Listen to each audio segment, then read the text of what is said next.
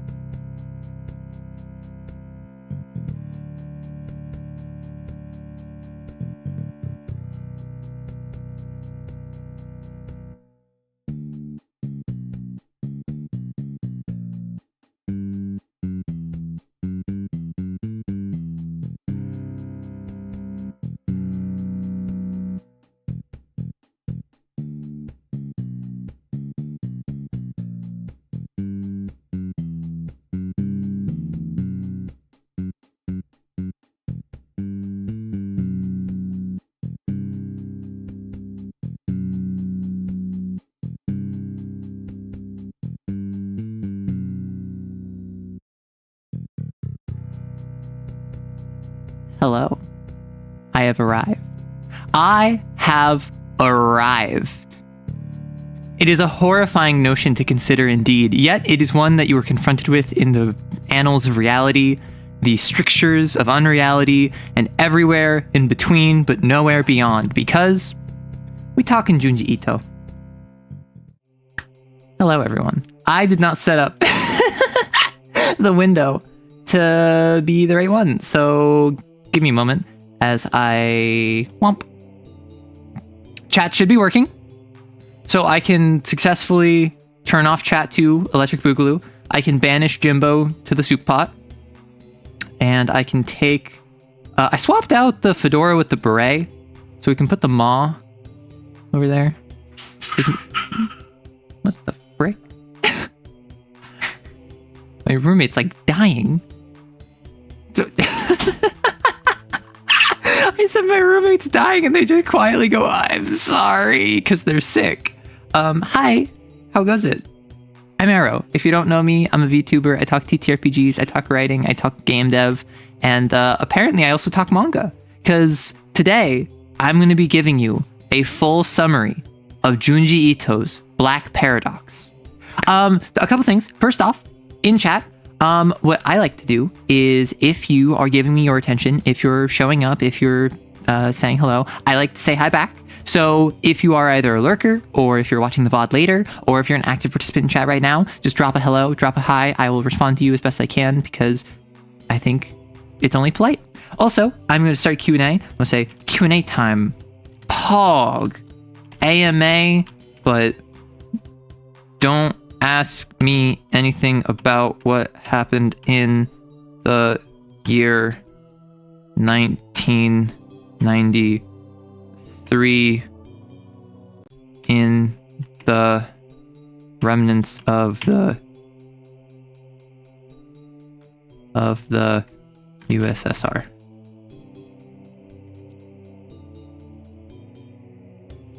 So, if you don't know, we have the normal chat where you can participate normally. That's where you talk about what's happening on stream. This is where you bother me. This is where I answer your questions, all this stuff. And we also have a Q&A channel, where the Q&A channel is if you have something you want to bring up that is not relevant to what is currently going on, you can throw it there. I'll get to it in a couple hours. Friday streams tend to be a bit shorter. I will probably be done with this within the next 3 hours. So expect that like in 2, maybe 3 hours, I can get to whatever it is. But in the meantime, hello, Licorice and Clam and Bee and Ducky and Kali and Glenn and Trey and Mizzle and some dude and everyone else who is either watching later or watching right now and just not saying anything. AMA, but don't ask me anything. Yes. So don't ask me anything about what happened in the year 1993 in the remnants of the USSR. United Soviet State Republic? Is that what... I actually don't know what the USSR stands for. Arrow, before you say anything about Black Paradox, on a scale of 1 to 10, how much of comedy is Black Paradox overall? Okay, so Black Paradox is by Junji Ito. I would say it is intentionally so 4 out of 10 of comedy. I found it like a 9 out of 10 comedy. This is a horror short story, or I suppose, is it considered a short story if it's still manga? It's a 1-volume release of manga. It is 6 chapters? It is 6 chapters. It's 6 chapters long by Junji Ito, about 200 pages-ish. And I got this from my local library. However, the Wikipedia article and sites I've seen online all have slightly different names and translations. So I'm operating off of this library copy I have. So for instance, I will call one of the characters Taburo, while online sources call him like Taburoso, right? So slightly different translation. Heads up. It seems online there seems to be a consensus that is not what I had. Heads up. This is a story where the core, I will read the back of the book. 4 people intent on self-terminating meet through the sewer slide website Black Paradox. Maruso, a nurse who despairs about the future. Taburo, a man who's tortured by his doppelganger. Pitan, an engineer with his own robot clone. And Barachi, a woman who agonizes about the birthmark on her face. They wander together in search of the perfect death, fatefully opening a door that leads them to a rather bizarre destiny. So, as you might have guessed, content warning, self-termination. The entire story is about that. It's really funny. It is not scary. It is not horror. It's not really cosmic horror. It has a little bit of body horror throughout it. There is one scene where like it's inflation. Technically speaking, there is vor. And it's very like Junji Ito is known for the odd and the unusual. You feel? So that's the kind of thing where it's just like, this is odd and unusual. It's not horror, I would say. Feel? So real quick, let me just... This is going to be slightly malformed. Oh, criminy. The window is slightly... Anyway, I'm going to do... What? The frick? Let me try this, actually. Let me try this. If I do you... I think this works better. Okay, so... I have been inspired by the various like book summaries that I've seen online. James Tullos does this. Kari Can Read does this. Many other booktube channels do this in a way that I love. So I wanted to mimic that. And so I made... Oh, I'm sorry. The mall needs to go. I forgot that would be in the way. Goodbye. So I put together this little collage of the various characters that feature in this game, in this manga. Very few. This is a very small cast story. The characters are really just these 4. They each have some sort of like dark reflection to them. There's a doctor that shows up, and there's this random actor who features briefly. So I figured I would put all of these on screen. However, I would add a twist. Up here in the top right, I added a total. This is how many times a character dies or attempts to die. Now, I'm going to add a secondary counter to each of these characters and mark how many times they died. You might be wondering, wait a second, that doesn't make a lot of sense. You're right. This does not make a lot of sense. I hope that you understand we're playing by golf rules. The bigger number is the worse score. We are operating off of who dies or attempts to die the fewest number of times. And you're going to be shocked at what ends up being the result. So, first things first. We have our core group of characters. We have Taburo. We have Pitan. We have Maruso. We have Barachi. These 4 meet up. And all of them met on the website Black Paradox. It is a site where you go on and you talk to other people that want to take their own lives. All of them are talking and they say, let's meet up and have a group self-termination activity. And so they all wear black and they identify one another at this public area. And they say, hey, my online handle is Taburo. My online handle is Pitan. I'm Maruso. I'm Barachi. And so they all meet up, they get in a car and they start driving. Taburo. Also, before we get started, I want to hear your guesses. Who do you think is going to die the most or attempt to die the most? Who do you think is going to die the least or attempt to die the least? And what do you think the total deaths is going to be? I've talked about this a bit on stream. So some of you have more information than others. I talked about, I think, the first like 3 chapters on stream, maybe the first 4 of 6 on stream. So some of these you're gonna know, but anything can be the horror if you try hard enough. I mean, yeah, but also like, this was just so funny. I was like genuinely enjoying this as a comedic read. So we have Taburo, Pitan, Maruso, Barachi. They'll get in a car, they drive off. Taburo is just like, hey, if we're all gonna die, like this is the end of the line. Like, why don't we say why we're gonna die? Why are we doing this? What's our plan? And so Maruso says, you know, I have this really weird anxiety around the future. It's like, I have these premonitions of terrible things are going to happen, and I am always right.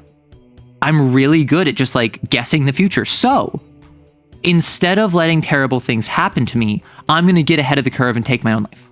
So she basically has like anxiety about the future. She's scared, uncertain, unclear what's going to happen. Taburo says, you know what? That's kind of weird.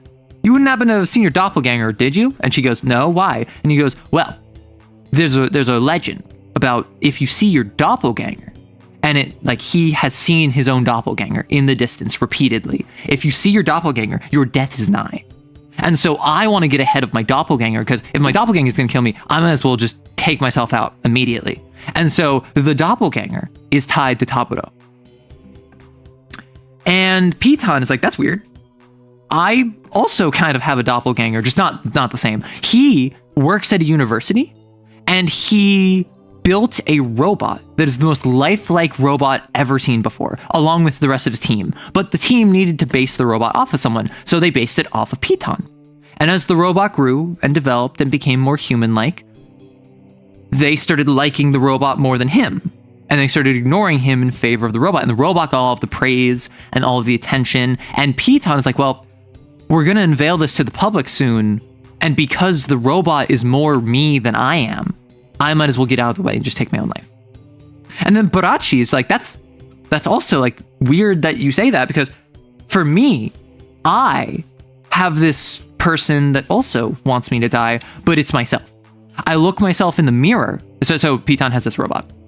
And Barachi is like, I have my reflection. And in the mirror, she looks at me and says, die, die. And Barachi is like, see how like half of her face is covered with hair? That's because she has a birthmark that covers half of her face, and it's like a nasty birthmark. It's not like, oh, this is a little like beauty mark or whatever. This is like Zuko scar level, but it's her natural flesh looks like that. So she can't stand living a life where she feels such shame and humiliation just plastered on her face. So she wants to take her own life. And they're like, oh, yeah, that's weird. That's cool. And then Maruso realizes that Barachi said, hey, it's on the right side of my face. But the Barachi sitting left to next to her hair is covering the left side of her face, not the right side of her face. And so Maruso's like, what? And then Maruso sees driving beside them in another car, Taburo and Pitan and Barachi with hair on the right side of her face. And Maruso's like, what? And so Maruso tells us to the rest of the car, and Taburo's like, what? Do you think all of our evil doubles met up separately? Why would they do that? And Maruso's like, I don't know. And then Barachi's like, huh, are you saying the reflection of me hopped out of the mirror? That's so ridiculous. And then Maruso's like, yeah, that would be ridiculous. And then she sees in the rear view, because remember, they're all in the car. She sees Barachi is not there, implying that the Barachi with the hair on the left side of her face, this one, Maruso's in the car with the reflection. So it's Taburo, Pitan, Maruso, and the reflection of Barachi, not actually the real Barachi. The real Barachi's in the other car with the doubles. So they park the car. Doesn't really matter. They're all going to die anyway. Pitan sets up a hose, like duct tape, and the goal is that like they're going to park the car, leave it idling. They're going to attach a hose to the exhaust, fill it into the car, seal the window with like duct tape, and they're going to like car exhaust, like fall asleep in a running car. Taburo pulls aside Maruso and says, "Hey, did you notice anything weird about Piton?" And she's like, "No, why?" And he's like, "I've heard him like whirring and like motor noises every time he moves. I think Piton might be the robot." And Maruso's like, "Oh, well, actually, blah, blah, blah, the stuff with Barachi, let me show you on my makeup mirror." Like, "Oh, Barachi's not actually in the reflection." Taburo and Maruso are like, "Let's run." And so they flee. And chasing after them is the robot and the reflection. And the robot has a box cutter, and the reflection is like crazy eyes. And they're like, "Why are you running away? We decided to die together." And so they're chasing after them. Maruso does a classic horror movie protagonist thing of tripping and falling. And so she picks up a rock and throws it. And it slams directly into the reflection's face, and she shatters into a bunch of glass shards. And then Piton, the robot, lunges at Taburo, stabs him in the face, but then he bursts into a cloud of shadows because he was actually an illusion, because he was actually the doppelganger the whole time. And so that's our first two deaths. The reflection and the doppelganger. Do not expect these numbers to stay at 1. So we're at 2 total, 1 on each. The robot looks over at Maruso and is just like, "Well, here I go stabbing again." So Maruso goes running, and she finds a car in the woods. She goes, "Help, help, help, help, help," bang, bang, bang, bang, bang, tries to open it, get them open. Turns out inside is Taburo, and Piton, and Barachi, all in a different car, also with the hose hooked up to fall asleep from car exhaust. So they all tried to take their own lives. We're at 5 total deaths. It's been 1 chapter. And the reason that I call this a comedy is because Maruso's like, "Help, help, help, please, open up, open up." And Taburo opens his eyes, looks at her out the window, goes, "Who is it? What are you doing here? Get out of the way. Wait, what are you doing out here getting in the way of us trying to take our own lives?" He's just mildly annoyed that this woman is like running up to him, like banging on the door. I'm like, "Help, help, help, please, please, please, please let me in, please let me in." And like, he's just like, "Why are you stopping us? Like, you're interrupting, please. Can we get on with this?" And then Piton sees the robot, and the robot sees Piton. Piton's like, "Huh?" And the robot is like, and runs away. So the robot, gone. Literally runs away like an anime schoolgirl, throwing the arms left and right and left and right. And they're all like, "What's going on? Who are you?" And she's like, "I'm Maruso." And they're like, "Maruso, we met up and we thought you flaked. We thought you like backed out at the last minute, so we just went without you." She goes, "No, I got in the car with your doubles. I was in the car with your doppelganger and your robot and your reflection." And they're like, "Wait, what?" And so the story does refer to them as a foursome. So the foursome decided to hold off on self-termination. The whereabouts of the robot are still unknown. That's chapter 1. So end of chapter 1. Death count, attempted death count, 5. Currently in the lead, we have the robot. Dr. Suga has not shown up yet, so he doesn't count. Maruso and Rei Tanyo has not shown up, so he doesn't count. The robot and Maruso are currently winning.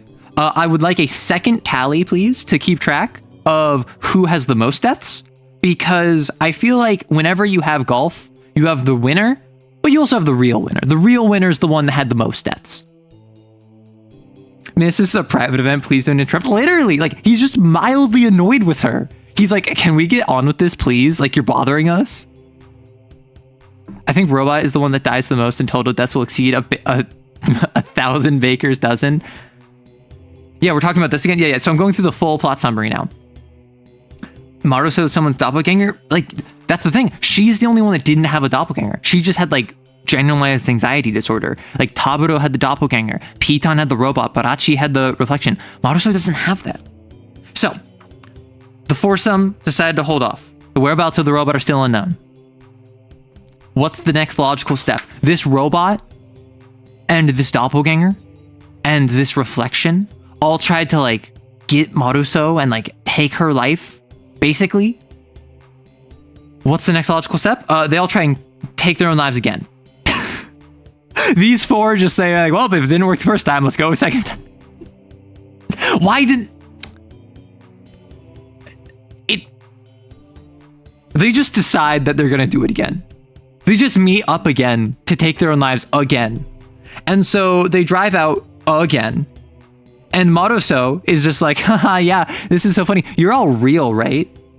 And hits them with that like monarch stare. And Taburo's like, come on, you still doubt us? You think I'm a doppelganger, P-Tech's a robot, and Barachi's a mirror person?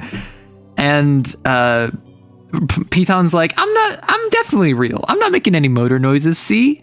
And then Taburo's like, hey, yeah, I'm real, touch me. I'm not an illusion. And Maruso's just like, well, maybe you can touch a doppelganger.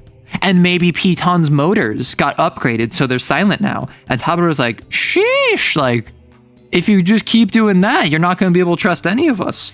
And so they all park, and then Piton gets out the hose again, gets out the tape, and Taburo's like, that takes way too long. Let's just OD on sleeping pills. So they each get like a full like handful of sleeping pills.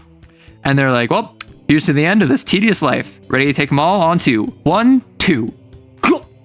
So they all down it. They all pass out. They all die. End of story. Except Maruso opens her eyes because Maruso faked taking the pills, and she picks up a random branch and says, how long are you planning to keep this up? You can't just pretend you're dead. And both Barachi and Taburo pick up their heads, and she goes, I knew it. You're the fakes. And then Taburo's like, wait, hold on. I didn't take them either because you were kind of like thrown off my game. And Barachi's like, yeah, your paranoia spread to me. Now I don't know if I'm with real people or if all of you are fakes. And so they look around, and Piton is the only one that did it. Piton straight up took his own life. Everyone else backed out. Everyone else was a coward. Everyone else was just like, nah, I don't trust you. So Piton died. Straight up. Like he actually just self-terminated. Like, check his pulse, he's gone. And then he wakes up, but not because he didn't take them, but because he convulses, he jumps up, his torso rocks, and he throws up this little orb. It's barely cut off here, but he's holding just this little orb, and it's glowing, and it's like baseball sized, and it is shining, and it is this beautiful mineral. And they're like, Piton, you're alive. And he's just like, I saw a dazzling world full of lights. And then he sees the stone, and he's like, wait, how did this get here? And they're like, you threw that up. And they're like, I've never seen anything like this before. But Barachi says, I actually have a friend who can take a look at this. I used to work in jewelry. So she takes it, and they part ways, and they're just like, oh, I guess we're not taking our own lives anymore because apparently, like, you're trying to make money.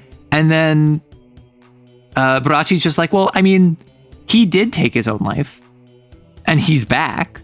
So clearly this is something worth looking into. So they part ways, they go back home. Barachi takes the stone, looks at it, sees like a world full of more of these orbs in it. It starts glowing. She gets really scared. She sees faces in the light. Maruso, apparently, is a nurse. She works at a hospital.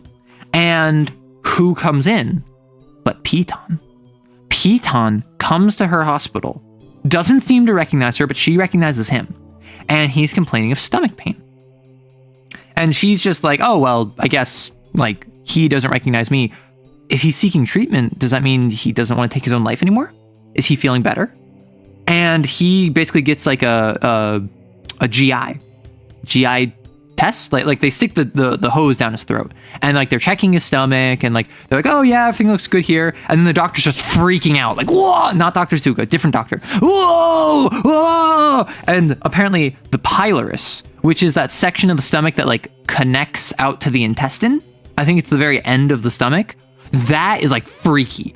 That's freaky for whatever reason. It's glowing. It's dazzling lights. It's blinding the doctor. The doctor's freaking out. And then Piton just leaves. Piton just walks away, and the doctor does nothing to stop him. And Maruso's like, that's weird. So they all meet up again. This time, not to take their own lives, just kind of like discuss what's happening. And apparently, the stone that they got from Piton is not any mineral on Earth. It is new. It is minerally different. It is made up in a different way, and it is like hard as diamond. It's incredibly valuable. Not only is it like glowing and shiny, but it's also beautiful. So they're like, we can probably make a bunch of money from this. And Borachi's like, I could fix the birthmark on my face. I wouldn't have a reason to take my own life anymore. And so Maruso's like, hey, that belongs to Piton.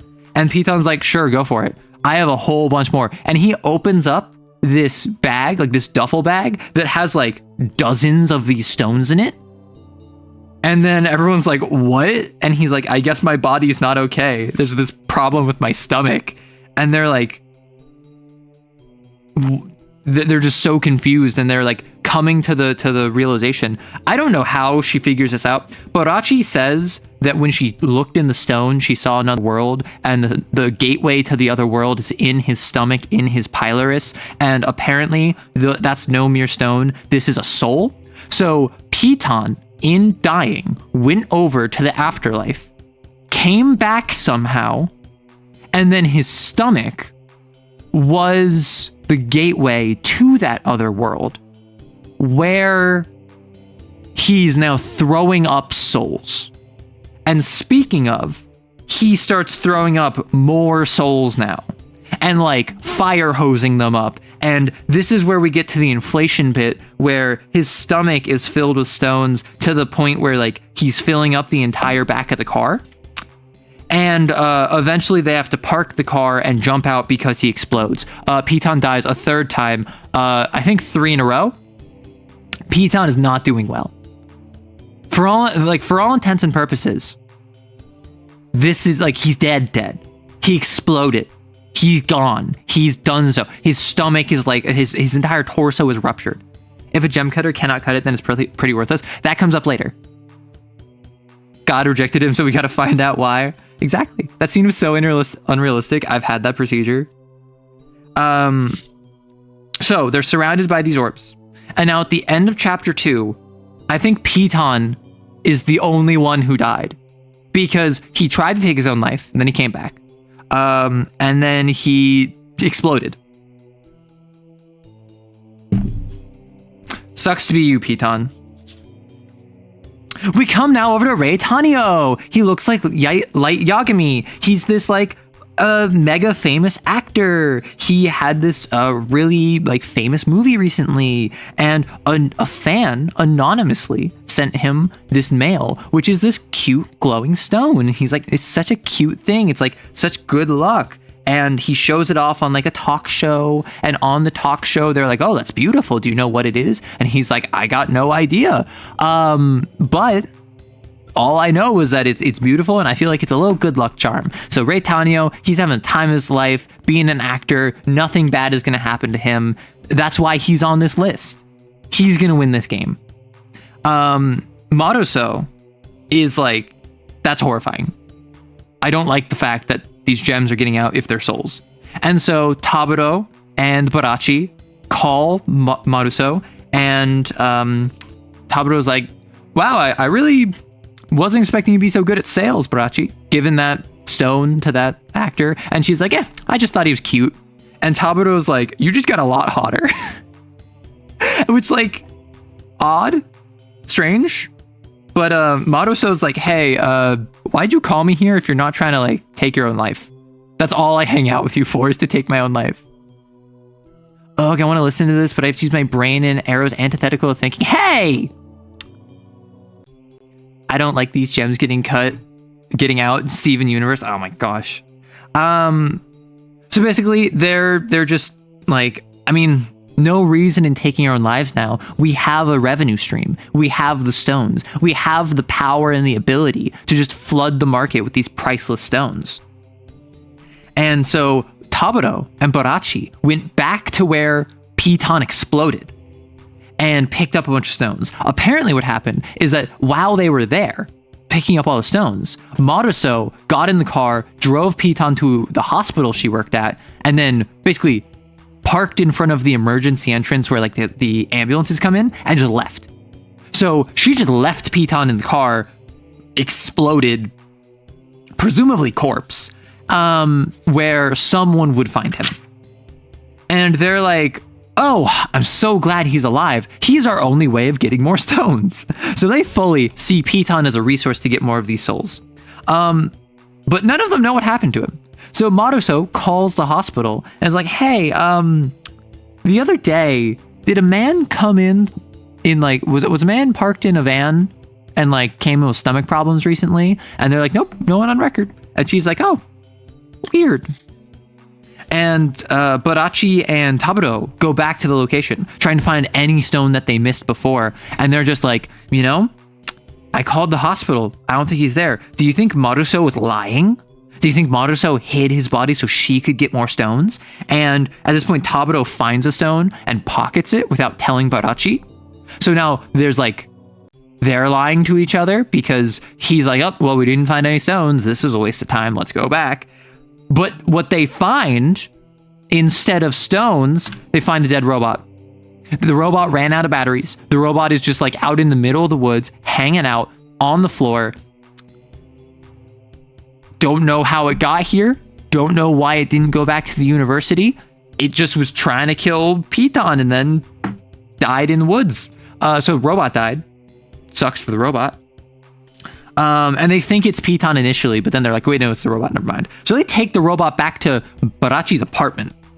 Really for no reason. But Barachi called up her friend who knows gemstones. And the gemstone guy is just like, hey, I sent this to the International Mineral Society. The International Mineral Society is like running tests to confirm this is a new mineral. And if they get it, this is going to be like the next diamond. This is going to be like the most valuable resource on the planet. It's like, where'd you get it? What's your secret? And Barachi's like, well, I can't tell you that. Haha. And he's like, oh, don't even worry about it. But what I'd recommend is getting it cut. Not only would that give you more of them, but also it's easier to sell jewelry than it is to sell these giant stones. So if you can cut these stones into small inlaid pieces for like earrings and necklaces and like bracelets, you are going to make so much more money. Not to mention the increased volume of sales. And so Taburo's like, well, just so happens I have one with me right here, and he pulls it out after the guy leaves, and Barachi's like, hey, that's crazy. Like, I can't believe you'd be so brave as to walk around with this. And Taburo's like, ha, she doesn't know I picked it up earlier and lied to her. And so he takes a hammer and smacks it. He smacks it. The thing that is a soul that has glowing energy to it, that came from another world inside the stomach of the friend, he hits it with a hammer. It explodes. It just straight up fully, like, unironically explodes. Both of them suffer incredible burns, but it's like not a fire explosion, it's like a soul explosion. It's an explosion where like ghosts pop out and like run through them, and like they're left burned even though there was no fire. Her entire apartment is completely devastated, and one of the souls goes into the robot. So as they're just like, oh, what happened? Like, what even went on? Taburo's like, Barachi! And she's like, oh, right, I'm Barachi. I just had a dream where I lived different lives, different personalities. I died so many times. And like, she just woke up as she is. And I count on the page 6. So there's Barachi, and she's talking about the dreams, and there's like a caveman, and there's like a soldier, and there's like a little babushka, and there's like a young woman, and like there's 6 different figures drawn. But she said, I had different personalities in the dream, and I lived in all different eras. I'm counting that as at least 6. So with 1 death before and 6 now, the number is just greater than 6. Unclear. I'm not adding that to the total because that technically wasn't deaths. However, Barachi died like over 6 times. Could have been dozens, could have been only 6. Unclear. But the stone, it's now not shining as brightly. It's a little bit tarnished. It's a little bit like not fully what it was before. It has lost some of its soul energy. And the door opens behind them and the robot comes out because the soul went into it. And it goes, "We're gonna die together, right? Hurry and die." And it starts coming after them and they're like, "Ah!" And then it slips on the gem. It slips on the gem and then it looks at the gem and is like distracted by the gem. And they're like, maybe that stone has some special meaning to the robot? This is so weird. But if it had the energy to fuel the robot, this might be even more valuable than we thought. And then what happens is we cut back to Rei Tanio. And Rei Tanio is on the same talk show and he's just like, and they're congratulating him on his most recent movie debut. And he's like, "Hey, this is all my good luck charm." He holds out the stone and he's like, "This is so amazing. It's so wonderful. I've had all of my success from it." And everyone in the audience is like, he keeps talking about the stone. It's kind of getting weird. And so he takes the stone out and says, "I can't keep this wonderful stone all to myself. I should share it with people. It's harder than diamond though, so splitting it is tough." And he takes it out, sets it on the floor, and says, "But if I use this," and he takes out a handgun, which I remind you, this takes place in Japan. This takes place in Japan where like cops and the military have guns, and I think it's like turbo illegal for anyone else to have it. So he's a celebrity, so of course he could get it, but it's like, that came out of nowhere. And so he takes out the gun, points it at the stone, and shoots it. And if you just remember, hitting it with a hammer destroyed an apartment.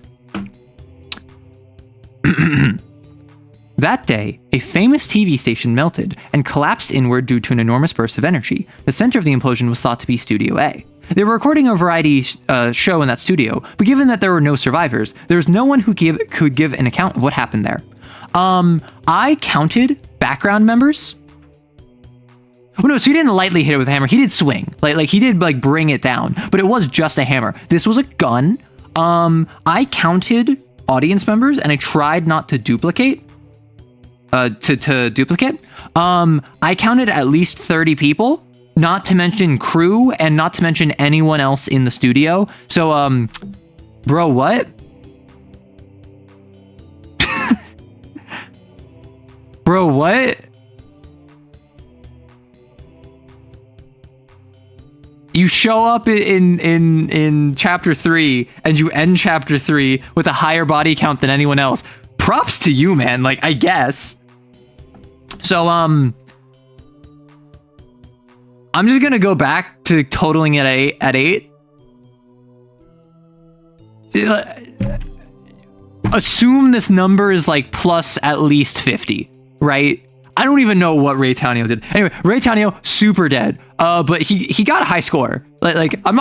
He'll probably win this. He has to win this, right? If he shot the stone and took out like 50 people with him, at least, not to mention anyone else in the building. So now we're in chapter 4. Let's do a brief recap.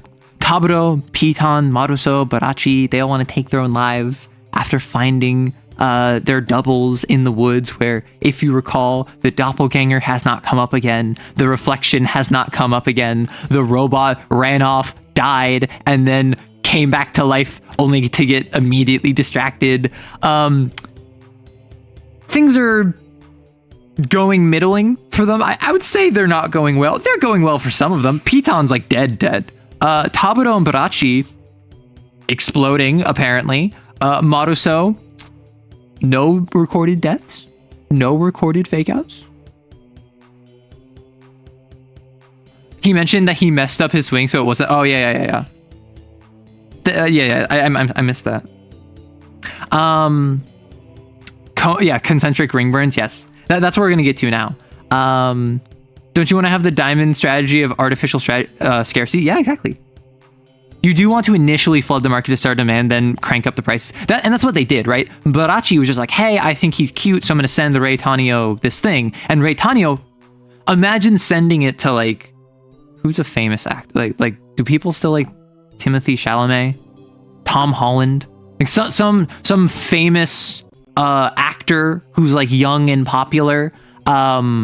sending it to him. He shows it off as like, look at how cool this is. Suddenly, he has one for free. Everyone wants one, and now you are the only ones that can sell it. You make stupid money, right?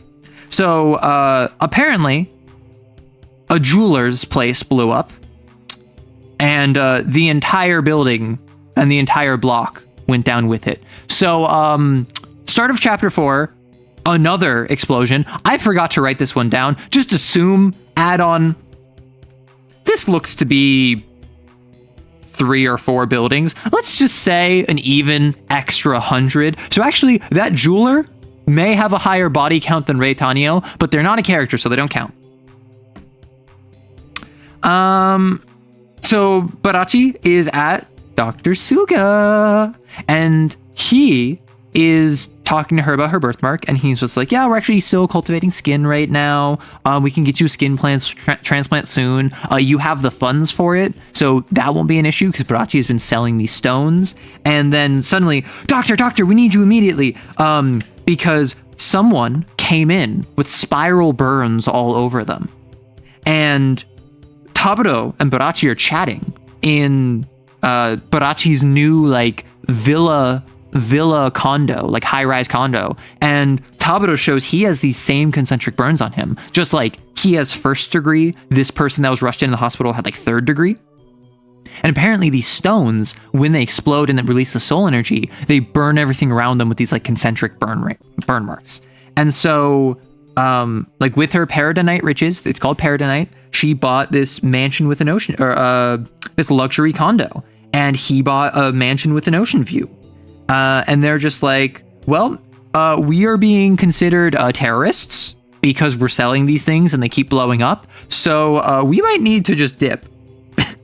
However, before they can, they're chatting. And just in the distance, they hear as swinging in the distance is the robot who currently tied a noose and is hanging from a chandelier and is swinging, and he is currently trying to take his own life but can't because he's a robot. So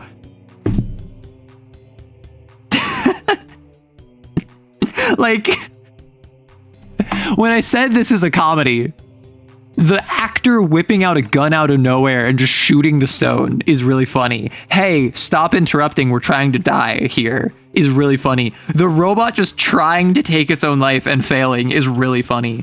And so they're talking about the explosion, whatever. They're informed like, hey, they like the military and the police think that Paradonite might be a weapon. So they're going to like come and like raid your house. You need to go. And so they start running. And as they're running, the robot blocks them, and they're going to be like, and the robot's just like, you're going to take your own life, right? Take me with you. And Taburo's just like, what the frick? And then we cut. Different scene. Maruso is at a cafe and is meeting with Dr. Suga. Dr. Suga is just like, hey, you've been off work all this time. You're not feeling well? And she's like, no, I'm not. And he's just like, we've been ragged at the hospital. And she's like, I know, I'm sorry. And he's just like, have you thought about dying? And she's like, what? And he's just like, listen, I can tell as much by looking at you. Like, how about you come over to my cottage? It's a nice place in the mountains. There's no one there. Perfect for a rest. They work at the same hospital. So like, this is like a, I wouldn't say meeting with your boss, but like meeting with like someone else at the workplace. She's a nurse at the hospital. He's a doctor at the hospital. He's just like, hey, you very clearly are not doing well. Come over to my cottage in the mountains. You can relax. You can chill. I lost some minutes. Why is the actor bro what?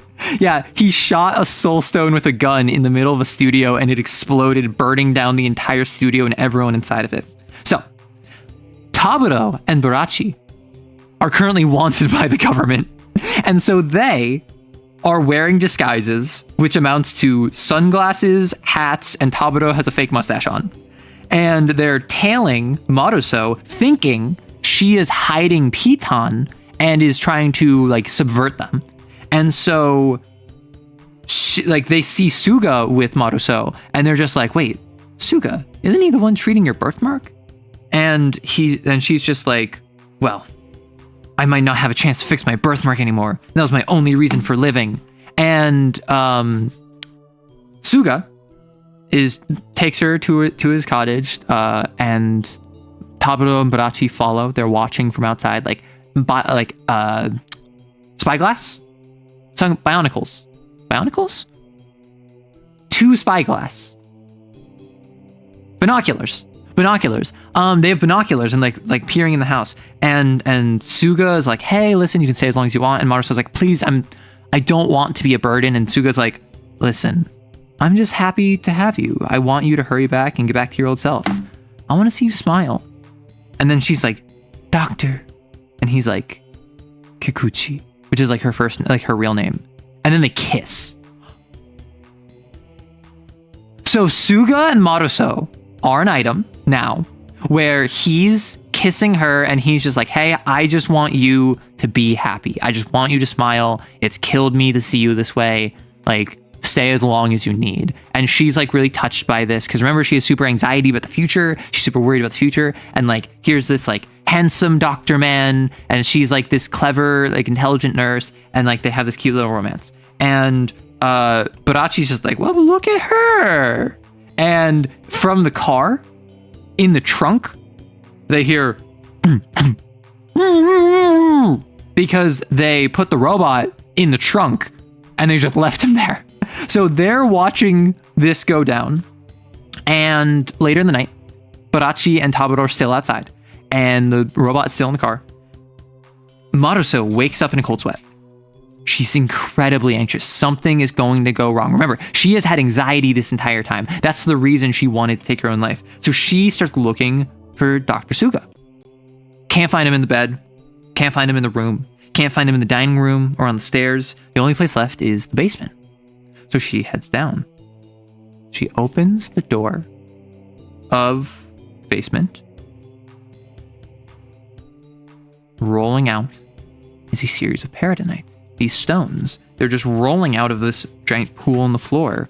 And Suga walks up behind her and is just like, I didn't know how to bring this up, but one night when I was on duty at the hospital, I noticed a car outside the emergency entrance. It seemed suspicious, so I looked inside, and his body was just lying there as a motorcycle drove past very loudly right when I'm streaming.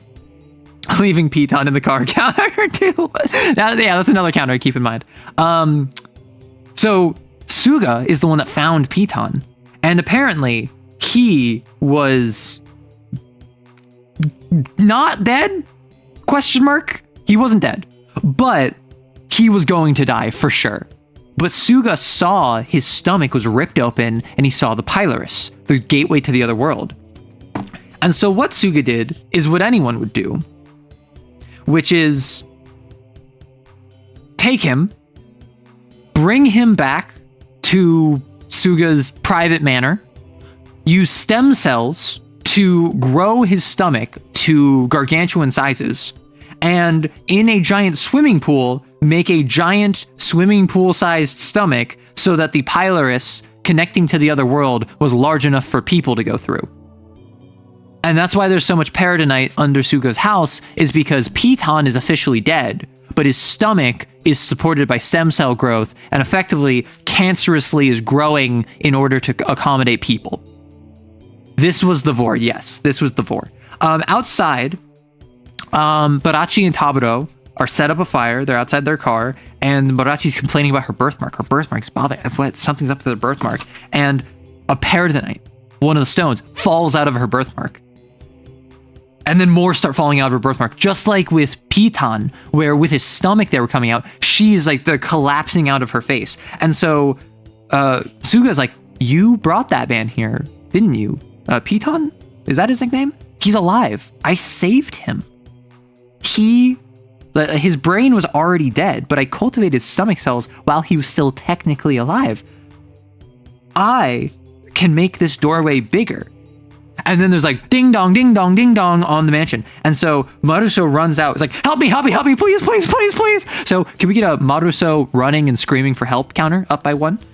She opens the door. It's Barachi. Maruso's like, Barachi? And Barachi comes in and is like, Dr. Suga, please cut off my birthmark right now. Something is terribly wrong. And she pulls apart her hair. She pulls back her hair and reveals that Peridonite is splitting open her head, her eyeball is being pushed out of its socket, and the Peridonite is just spewing out. And then Maruso passes out. Maruso wakes up, chained down, like literally with manacles to a hospital bed. Barachi, wrapped up like a mummy, sat next to her, where she's just like, yeah, the surgery on my birthmark ended a while ago. And Suga's just like, hey, listen, it was a difficult operation. I had to do it with the stones constantly flying out of the birthmark, but I did it. However, once I cut off the birthmark, the stones started coming out of the birthmark, not her, so she's fine. Barachi's totally chill. It's the birthmark that was like the weirdness with stones. So I gave her a skin transplant, and now she has this like stitch down the middle of her face that is going to heal over the course of like the next month or so. But yeah, she's totally normal now. Like, she's good to go. Yay, Barachi wins! And a month later, the day of Barachi's bandage removal, and then like she has like the stitching down the middle of her face. It's not addressed. I think Maruso is chained up on the same hospital bed for that entire month. I think that they like literally restrained Maruso with chains for a whole month. And well, Peridonite, clearly not a terrorist weapon, not intentional to blow up. Taburo and Barachi have been cleared by the government. They don't need to hide out here anymore. But Suga suggests that they still wait. However, separate from Piton's stomach, Suga did just Suga things, and is now growing her birthmark in the same way in a second petri dish that is also the size of like a swimming pool, that also has stem cells and also is another different portal to the other world. And Maruso is tied up still after a month and is saying this is madness. So quick recap. Taburo had his doppelganger died, he's fine. Piton, super dead. Technically, stomach is still alive, opening to the spirit world. Don't worry about it. Barachi, she had her skin transplant. She's totally fine. She's free from this birthmark. Maruso, not having a great time. Currently tied up in a basement somewhere. Doppelganger, dead. Reflection, dead. Robot, repowered and still stuck in a car. They never took the robot out of the car. The robot is still in the trunk of the car. Ray Tanio, bro, what? You blew up an entire studio of people. And Dr. Suga is a very nice man who does things for good reasons and is a very nice man. So will Maruso now grow stone in her brain because her worries are not something physical? Just you wait. So now we're on chapter 5. 5 of 6. We're on the penultimate chapter. Maruso is thrashing in her restraints. She is like, something terrifying is going to happen. I can sense it. I can feel it. Something bad is going to happen.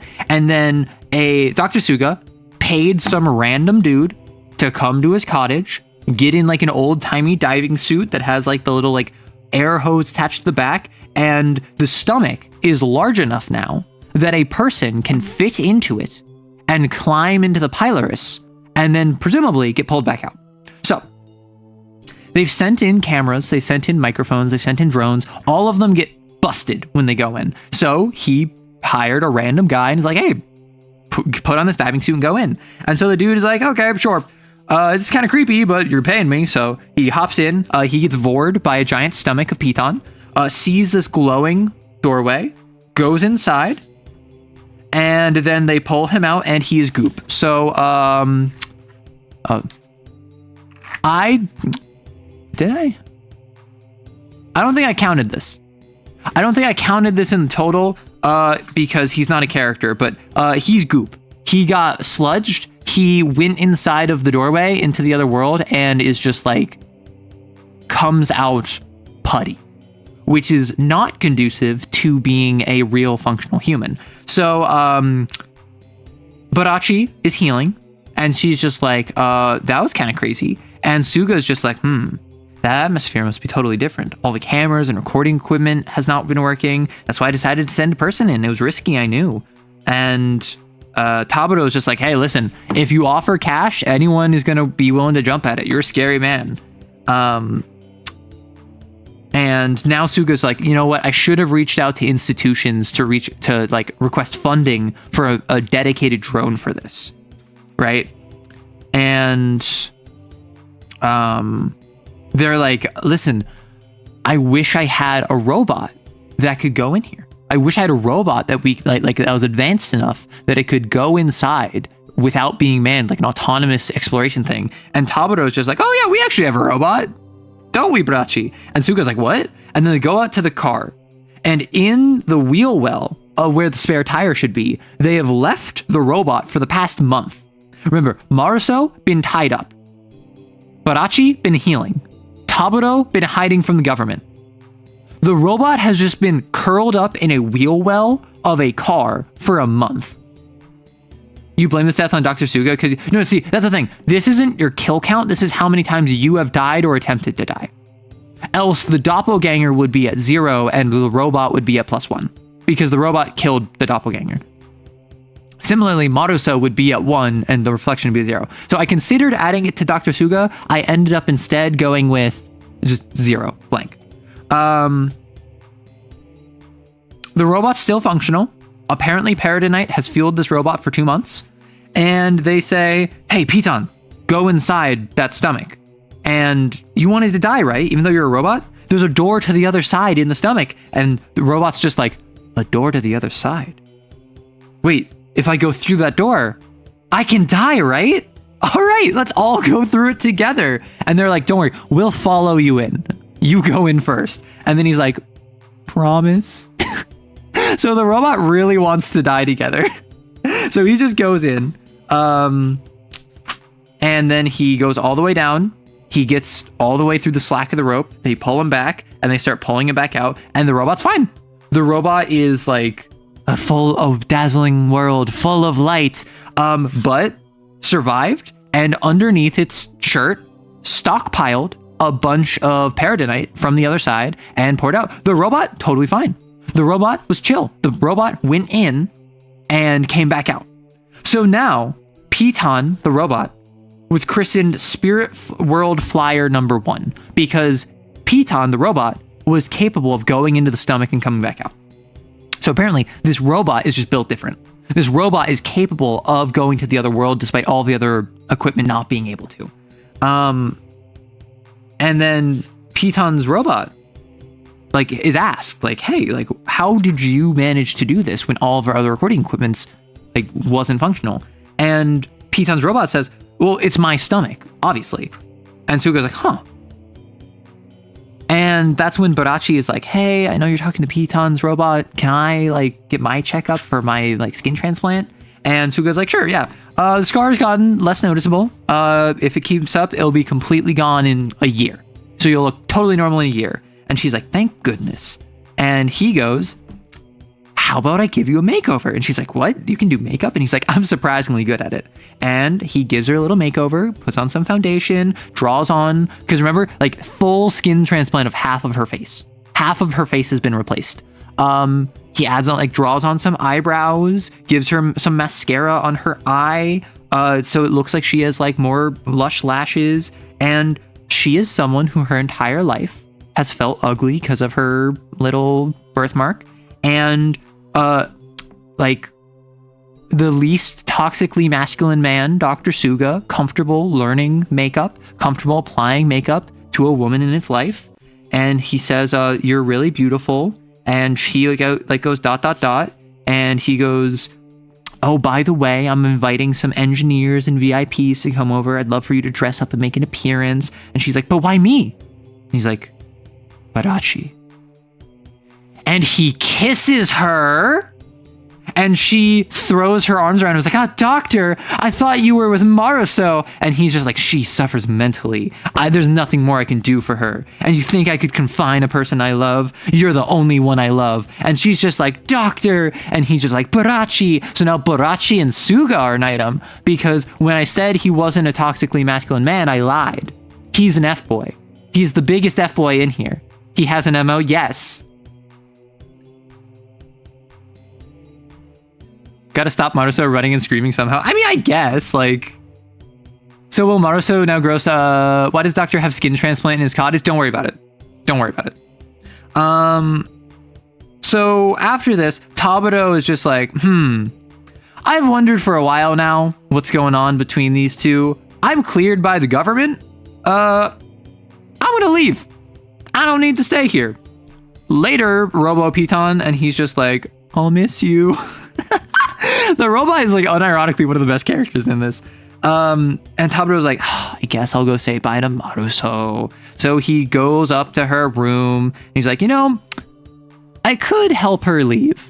I could just take the key, unlock her, tell the whole world about Suga's evil deeds. And he sees her and she is like eyes rolled back into her head. Her back is arched. She's like convulsing and she's like, I'm scared. I'm scared. I'm so scared. Something terrible is going to happen to me. It's going to happen to me. It's going to happen to you. Taburo, like I can sense it. And he's just like not dealing with that and just leaves her. And so he's like, they're all a bunch of loonies. He gets in the car, drives away. And as he drives away, who is it? But the doppelganger who's in the road, the doppelganger staring at him as he drives by. And he's like, I haven't seen you in months. What the frick? And been a while since I've seen you. He just goes back to his mansion. Because remember, he bought a mansion. He got rich off of Paradise. He just bought a seaside mansion. He's relaxing in a robe. He has some like fruity drink that he's drinking or like some like tropical drink. And off in the mountain, like off in the cliffs of the shoreline, he sees his doppelganger staring at him. And so now Taburo left the cottage and everything behind and is just like, the doppelgangers come back. Unclear what the deal with that is. So now, Maruso is like thrashing. Something terrible is going to happen. Something bad is going to happen. I have no idea what's going to happen. And as she's saying this, Barachi and Suga walk in. And Barachi says, Maruso, the doctor doesn't love you anymore. He and I are in love. We're getting married. And Maruso is still saying, Barachi, something terrifying is going to happen to you and to me. And Barachi laughs. They leave the room with the door still open. And as soon as they turn a corner, they like they're up against a wall and they're kissing. Right? As Maruso is still in the room, still chained up, still saying like, something terrible is going to happen. Something terrible is going to happen. Please, like, please be careful. Something awful is going to happen. And, Suga's just like, there's something I want to show you. And she's like, what? And then they go down to the basement. They pass by the giant stomach and she's like, is it in the basement pool? And he's like, no, it's in this back room over here. And he opens a room that she hasn't been in and shows her a pool-sized petri dish with her birthmark, and she's just like, doctor?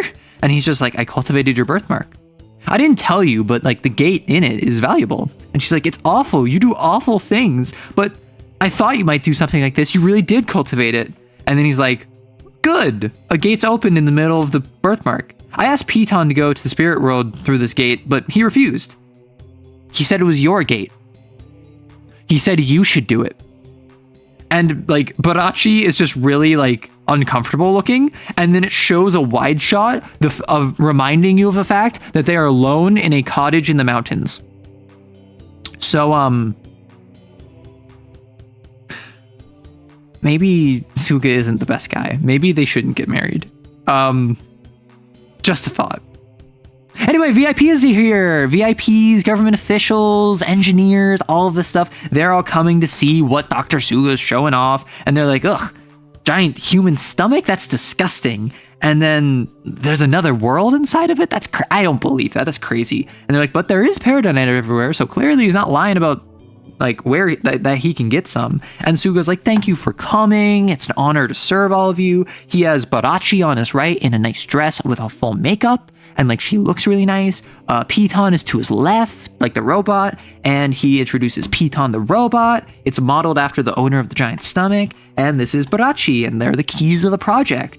And they're like, oh, a beautiful woman. She's a key to this project? What could that mean? And Suga is like, please look at our results. Let them speak for themselves. Piton, if you would.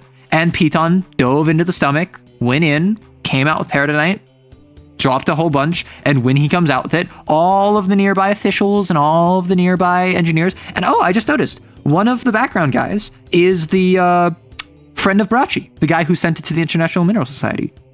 The things you see on a second read. And he confirms, like, yeah, it's real. This is Paratonite. This is not a fake. This, like, you did just get a bunch of Paratonite. And everyone's like, spirit world, like spirits, souls, parallel worlds. This is unbelievable. And then someone's like, yeah, we didn't see the gate ourselves. Like, we saw the gate ourselves. Like, this is kind of crazy, but it's kind of believable. And they go over to the back room. And Suga says, next up is Bada. Let me show you her gate. And they all see the giant, like, grown birthmark. And they're like, oh, this is disgusting. And she's like, I'll return in a moment, gentlemen. She steps up, hops in, and they see the gate because it opens up in the center of this giant birthmark. And it's all tissue from her body, so she's the only one that can dive through. And 30 minutes later, she hasn't come out. And everyone's like, oh, it's weird. It's taking a long time. And then her hand comes out of the hole. The gate, she emerges as she slowly reaches her head up, and like a zombie, her face is melting. One of her eyes is missing. She is crawling out as her tongue lolls out of her now distended jaw, and everyone screams in horror as she starts cracking, and then her head explodes, and a bunch of circuitry and wire pops out. As it turns out, this was actually her robot, but I'm still going to count it as a Bigotry death because yeah, they wanted you to think it was her. If someone accidentally hits one rock on a chain reaction will occur, turning the mountain into a valley. Now the scar is going to be the wrong side of the face or something. Listen. They sent a robot like a piton style robot of Bigotry into her birthmark, and it just exploded and melted. So that's where we're at. We're now in the final chapter. Again, Suga, responsible for someone's other death, doesn't die. Speak Portuguese, please. I don't understand. Portuguese, please. Yeah, unfortunately, I don't speak Portuguese. However, if you are referring to Brazilian Portuguese, we have a lot of Brazilian bros. Smiles. Oh, you're a Brazilian fan? Yeah. Yeah, I have a lot of folks in Brazil, and like I want to respect that.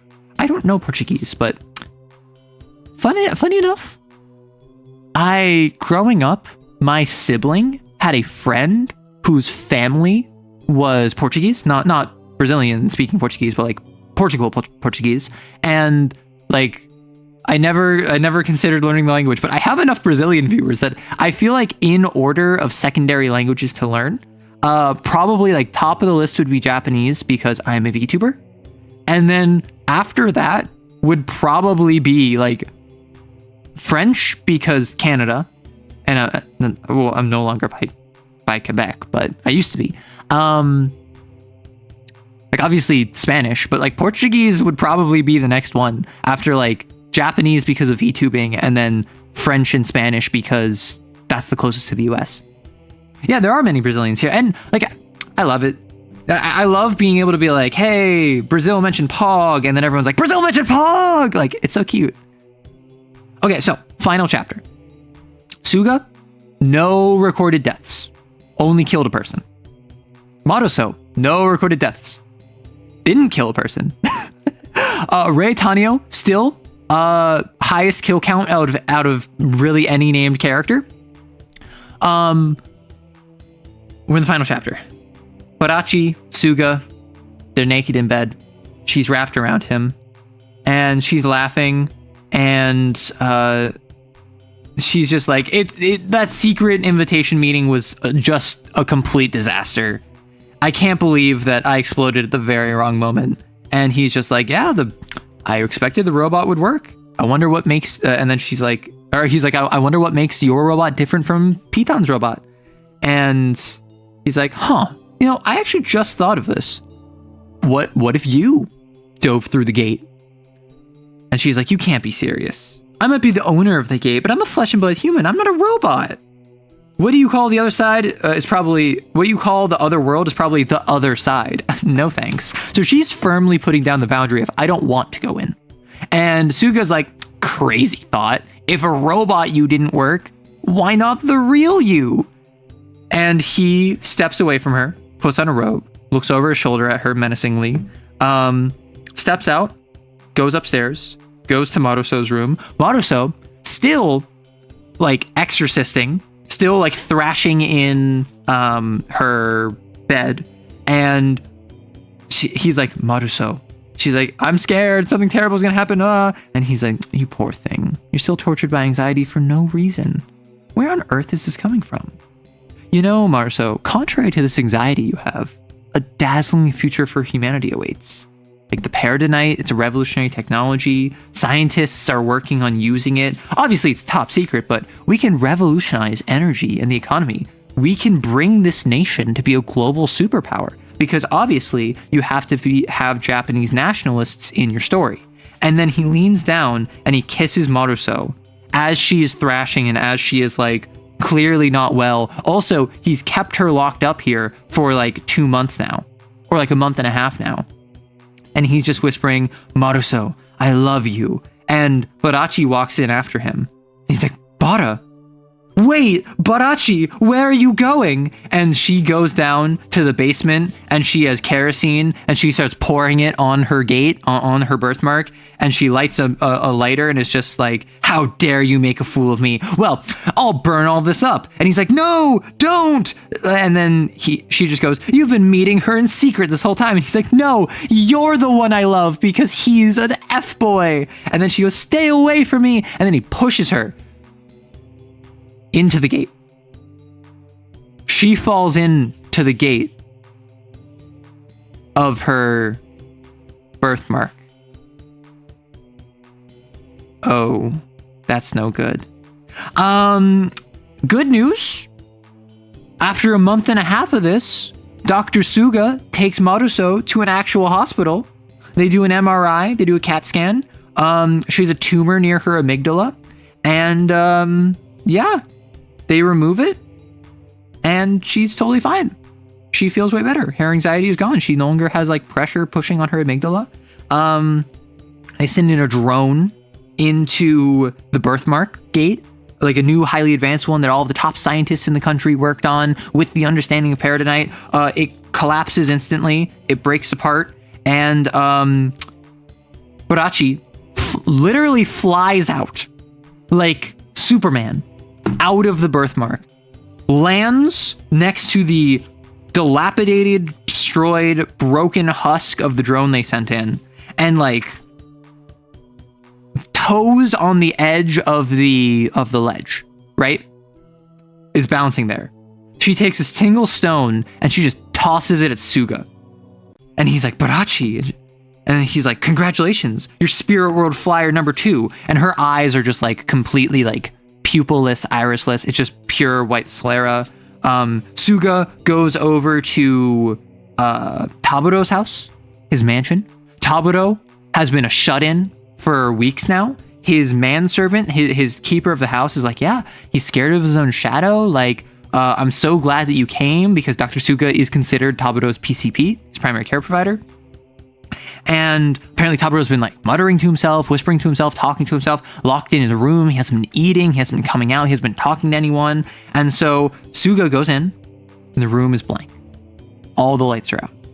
But on the wall, there's this shadow of Taburo that is just glowing white in the darkness. And so Taburo is just this shadow on the wall. Suga's like, what the frick? And looks inside. And coming out from it is the real Taburo. He exits his shadow and looks at Suga, and he now has the whole like irisless, pupilless eyes. It's just white sclera. And he looks at Suga, and Suga's like, would you come back to my cottage? Your friends are waiting for you.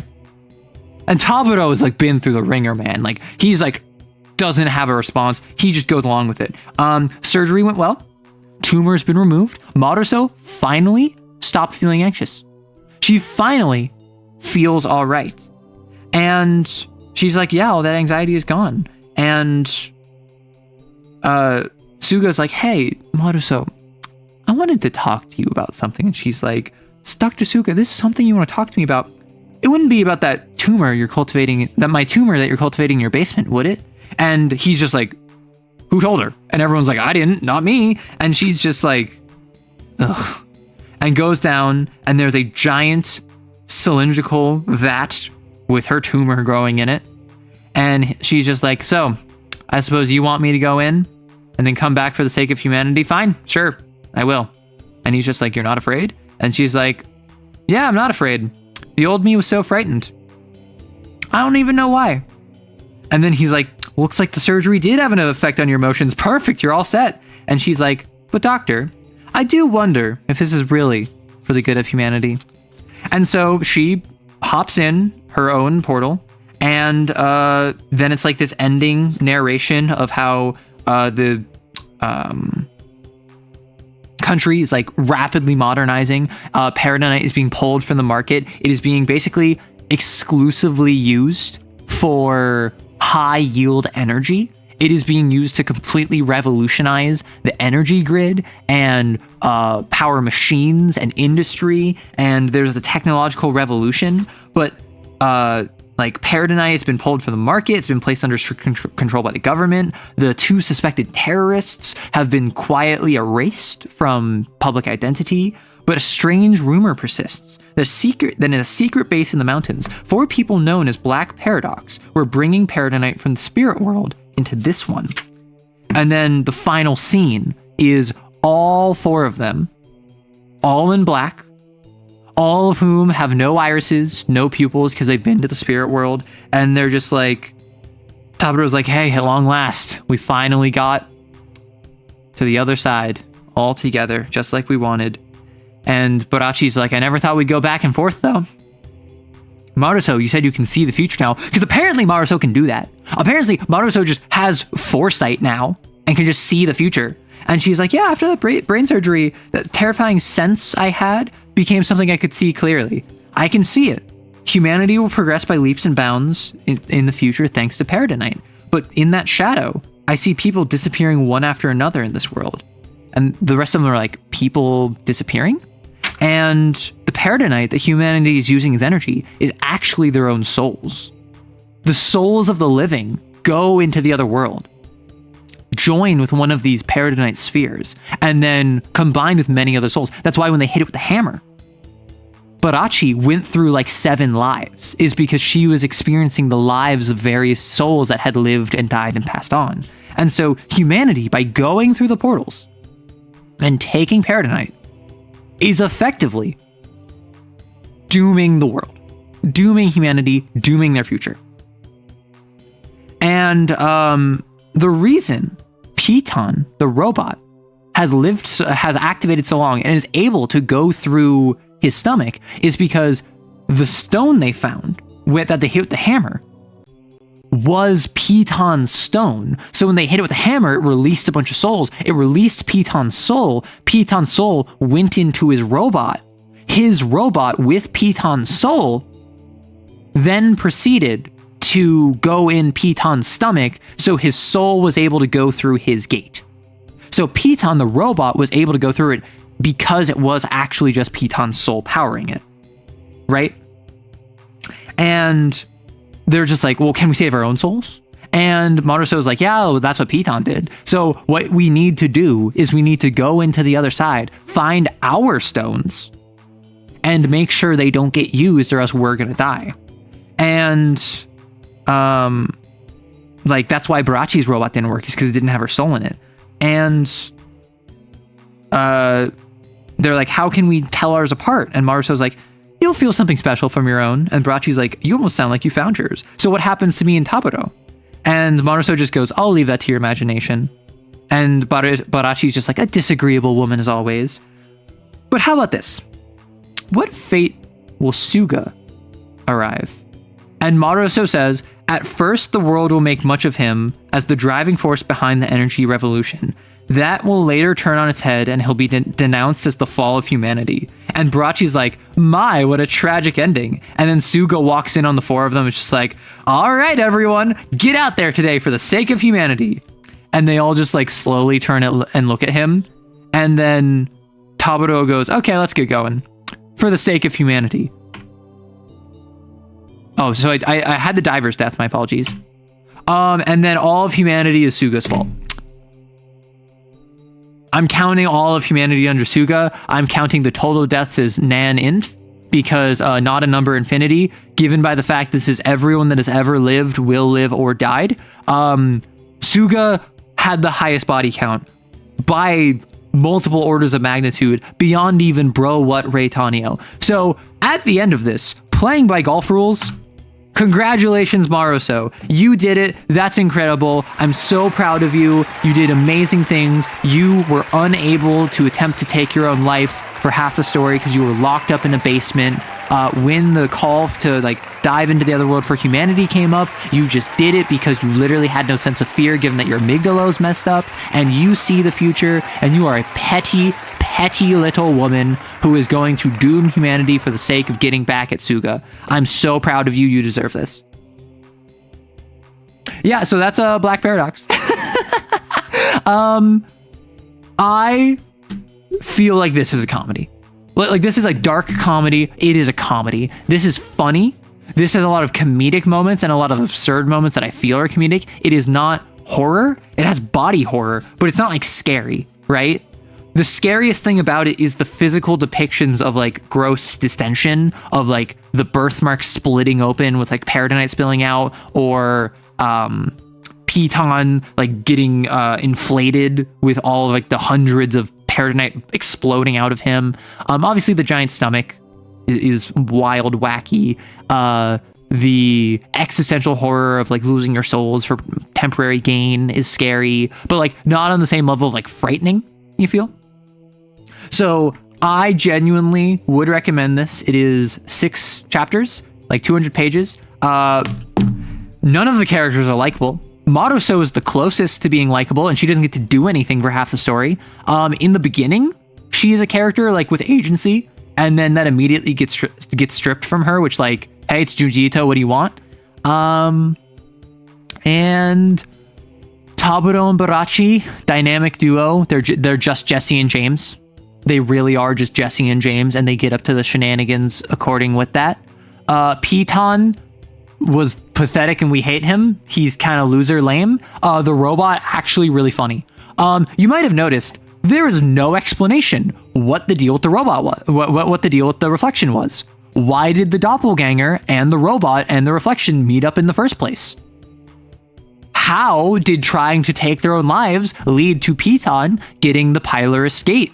Because obviously Piton ate the pills. That is what killed him. And then in his stomach, he formed his gate where he was digesting the pills. Taburo's shadow was his doppelganger. Barachi's birthmark was why she wanted to die. Maruso's brain tumor was what was causing her anxiety. The things that caused them to want to die were their gates. Except for Piton, because he actually like committed and he wasn't a coward. This is so, like, I've been wanting to talk about this for like 2 weeks now, and I literally like renewed this at the library so I could have it on hand when I did this stream, because I started writing notes about it. This is short enough. I just kind of like flipped through out as I was talking. I think I hit on most of the details. Why are you looking for explanations for this mess? It makes the Fate lore look straightforward. I don't want explanations. I literally wanted any degree of closure about why the frick did the doubles all meet up and try to like jack like Maruso. What goal could they have had in getting Maruso to take her own life with the 3 of them instead of with the others? Like, what would have happened if Maruso was just like, yeah, she's totally a reflective person and he's a robot. I don't really care. I'm just going to take my own life anyway. Fear can't, what? No, this is straightforward. Just has no answers to anything. See, that's the thing. Like, why did trying to take their own lives lead to having them forming gates? I don't care, right? That's not what I need to enjoy this. You know, I entered the stream at the very end of the description, but I don't think I would have understand this even if I was listening the whole time. I don't know if you would have. I hardly understood this. Like, I think entering the gate kills you. and coming back is like being a specter or a wraith, which is why anytime they pass through the gate, they come back like haunted, and they're always like sweating, and their eyes are like, they look different. Anytime the four of them go through the gate, that's what it is. But also, like, there's no evidence for that. That's entirely conjecture. So I don't know if that's the case. But I don't care about that, because what I care about is the fact that this is crazy, wacky, insane. What I do care about is the plot thread of the reflection and the robot and the doppelganger meeting up was just completely dropped. The robot, by far, one of the best characters in the story. Ray Tanio, he's not really a character. I even checked the wiki. He is listed as one of the characters. I think it's because he is one of like the 7 characters in this that has a name. You have Taburo, Piton, Barachi, Maruso, Dr. Suga, a different doctor that Maruso works with that checks out Piton, Ray Tanio,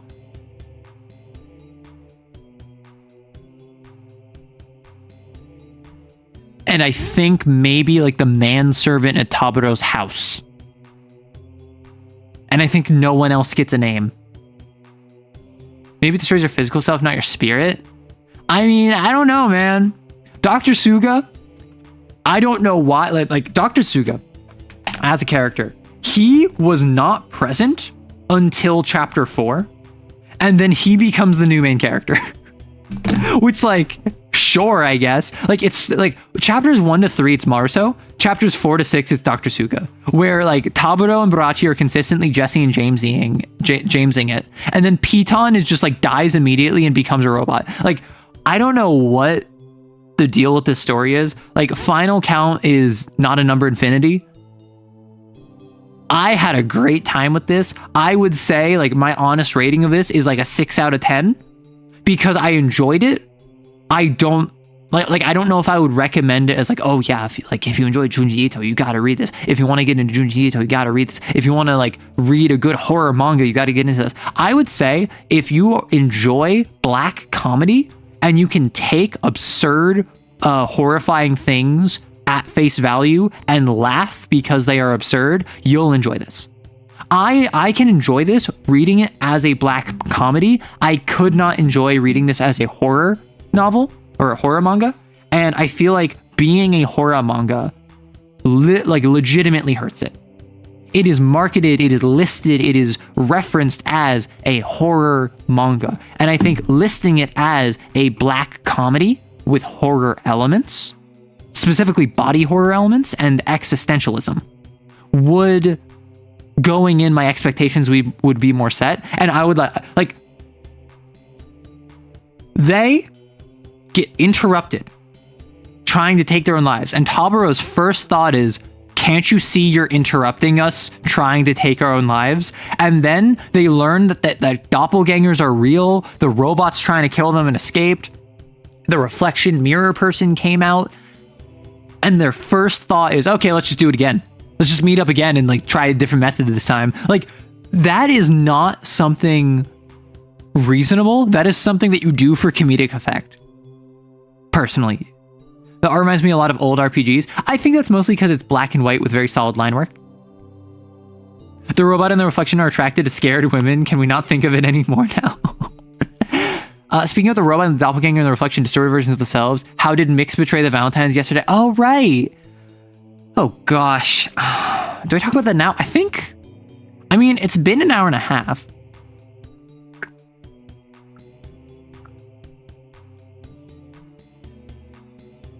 Do we want... You tell me. Do we want me to wrap up here, where this is just a Black Paradox stream? Or do we want me to continue going for like another hour or so? I can see Robot being a cane art. Yeah. I think that it's a little bit different art style because obviously different artists, but like I can see that. You're here in case Kane happens. Okay, fine. I am a bleeding heart when it comes to my audience. Y'all are so silly. You're so needy. Let me back out of the presentation. Womp. Real quick, let me grab my...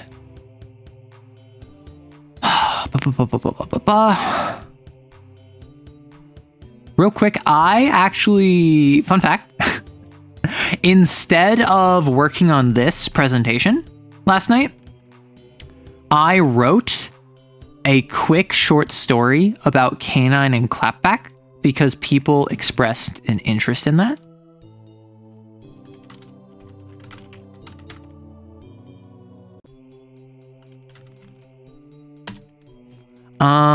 Sorry, let me... I'm sharing it with my player because they asked me.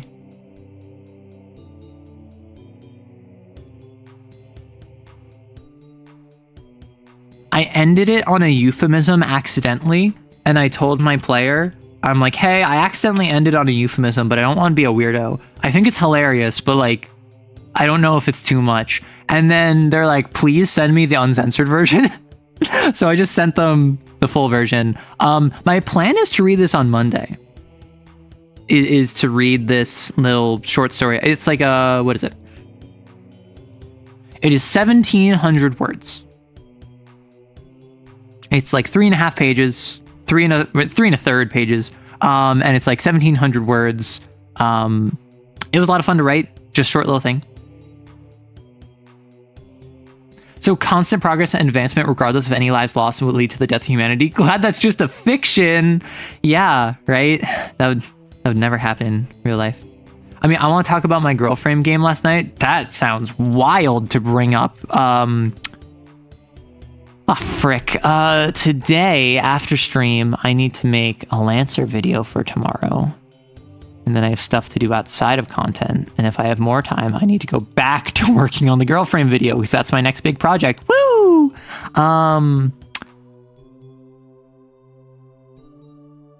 Have your cake and eat it too. Talk about how you can adapt Black Paradox into a Kane adventure. No. We're going to talk about what happened yesterday in Kane. Although I do feel kind of bad, I feel like people will expect it on Wednesday. So I don't know if I want to do that. We know Arrow's doppelganger's streaming when their hair is over their other eye. Yes, that's what Barachi did. That's what the reflection was. I could do the short story today and the Kane recap tomorrow. I was thinking I was going to do the short story on Monday. On the Discord stream, I was going to read the short story. Let me ask you, would y'all be interested in hearing the short story? That's my question. Is that something that would interest you? Because what it is that I effectively did the fanfic thing of OC Do Not Steal, where I wrote a little short story about 2 characters in a TTRPG I made. Yes, at worst I wouldn't mind. Currently in Kane, I'm struggling to work out my backstory. The DM knows it. I don't. Oh my gosh. Like I never got into fanfic, either as a reader or as a writer. I've read fics before. I would never say that I was into fanfic, right? The closest I got was when I was in a couple fandoms when I was younger. I would read fanfics of that fandom, but not really like with regularity. So I'm not used to like taking my little creatures and writing stories about them, which I understand. Like I write independently. I write novels. I write short stories independent of this. I've just never taken like, I'm going to take my D&D character. I'm going to write a story about them. I'm going to take this RPG character. I'm going to make a story about them. This feels like I'm writing fanfic about them. And it's so weird. Hello, writers, readers, and everyone in between. I'm back. Hey, back. Okay, so some folks expressed interest. I'm going to hold off on the Kane summary today. That will be Wednesday. But what I can do is I can get you a dramatic reading of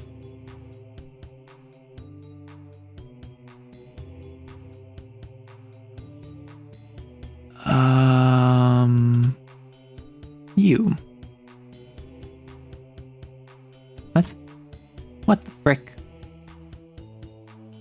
Why is this broken? Why would you do this?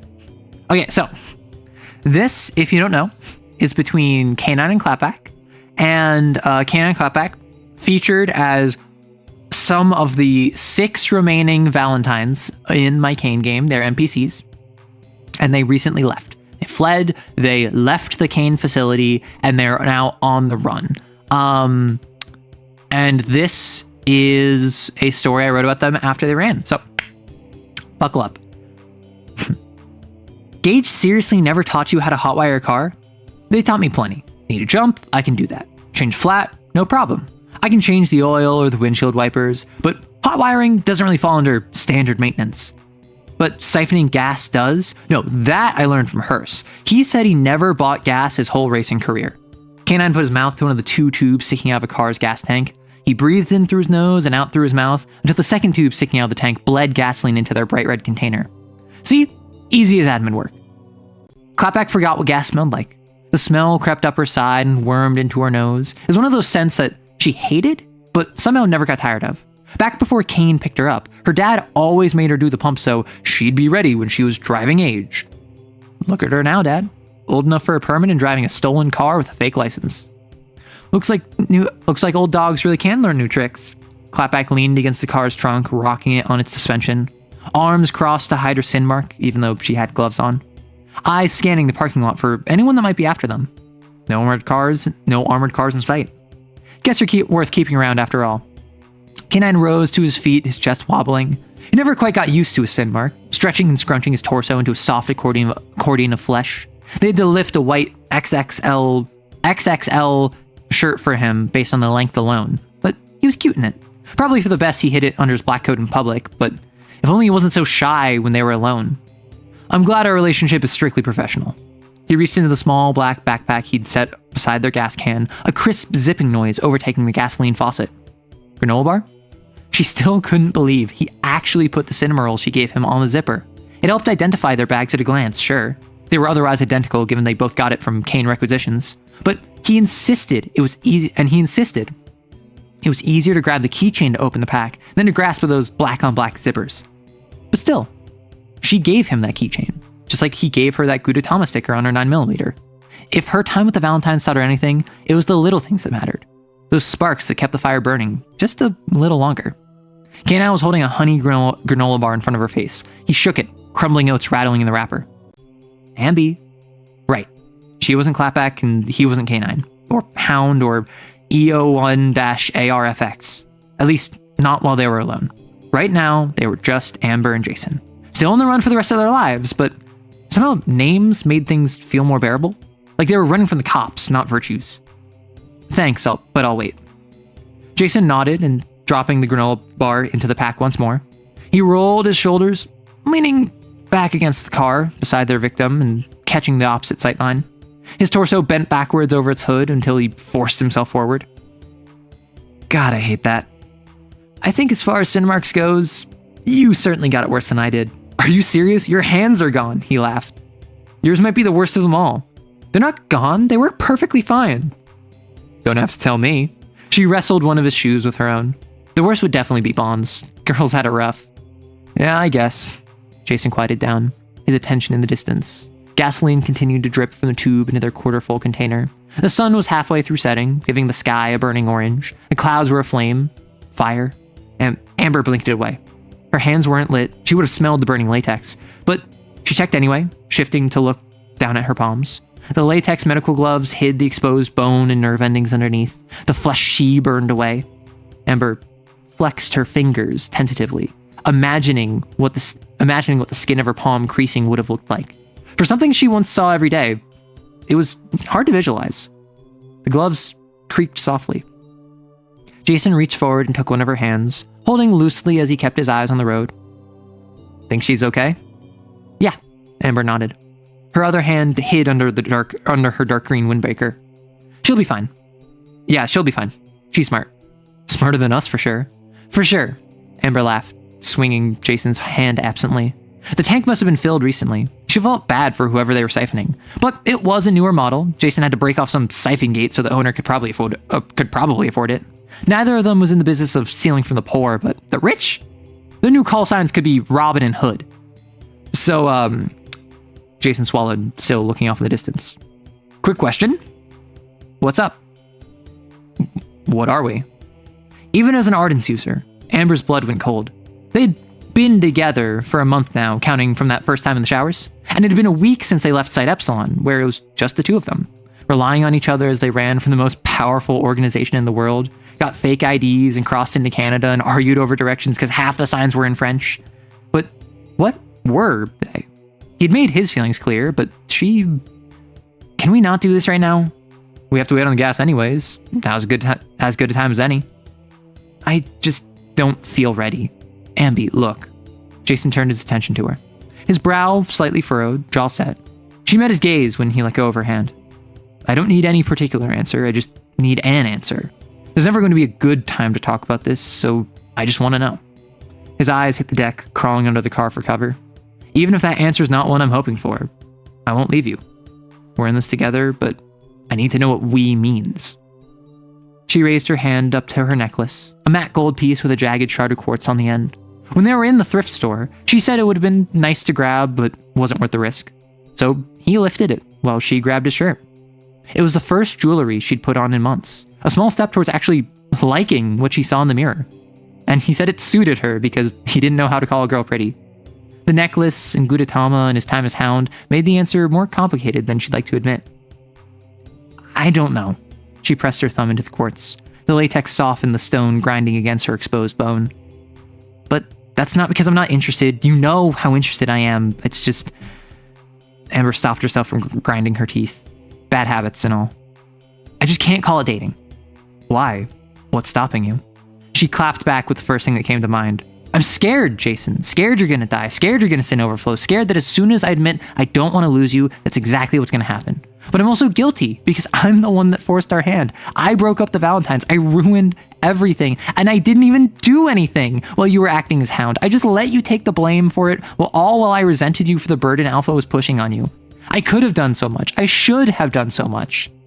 A single breath out and the energy was flushed out. The only thing left was the lame sediment of sentiment. I don't deserve you. I'm sorry. His eyeline trailed up her feet and legs and waist and chest and neck until it finally mustered the courage to reach her face. His voice was measured. Reserved. Is that all? The hell do you mean, is that all? Anything else? Any other reasons come to mind? Amber let out an offended exhale, the gasp of being slapped. The audacity of this man. Of men! Hattie and Raph had the right idea. She leaned back against the car, shrugging her shoulders and using ardence to heat her words. I guess not. I guess those are the only reasons that come to mind. Good. Then I hope this makes my feelings clear. Jason stepped forward so his waist was against hers. One hand on her hip, the other on her cheek, guiding her to look at him in the face. I don't care what I deserve. I want you. Her voice had gone wherever her frustration fled to, so denial spoke for her. You don't mean that. One hand curled around the back of his neck, the other on his hand cupping her cheek. Her bony fingertips dug into his skin. Please, don't mean that. I do. His breath kissed her. Then a flicker across his face. His brow relaxed and his gaze plummeted along with his confidence. But obviously, if you not one more word out of you. Amber smiled as he found her face once more. He was so cute when he got shy. Just promise me we're making it a year. I can't do it. I can't do that. I know. She turned her head to kiss his palm. But I'd like you to anyway. Okay. He nodded. I promise. In that case, I guess we're official? Amber stood up on her toes, which was just too short given his extra height from the sin mark. Damn, this thing really does suck. Maybe you're right, he laughed, sliding his hands down her hips. But it's a great excuse to do this. Her voice caught in her throat and came out as a yelp as he lifted her up those last few inches into a kiss. A simple sealing of a promise neither expected to be able to keep. Both of her arms found their way around his neck by the time he set her on the car's roof. The tank was emptied by the time they let each other go.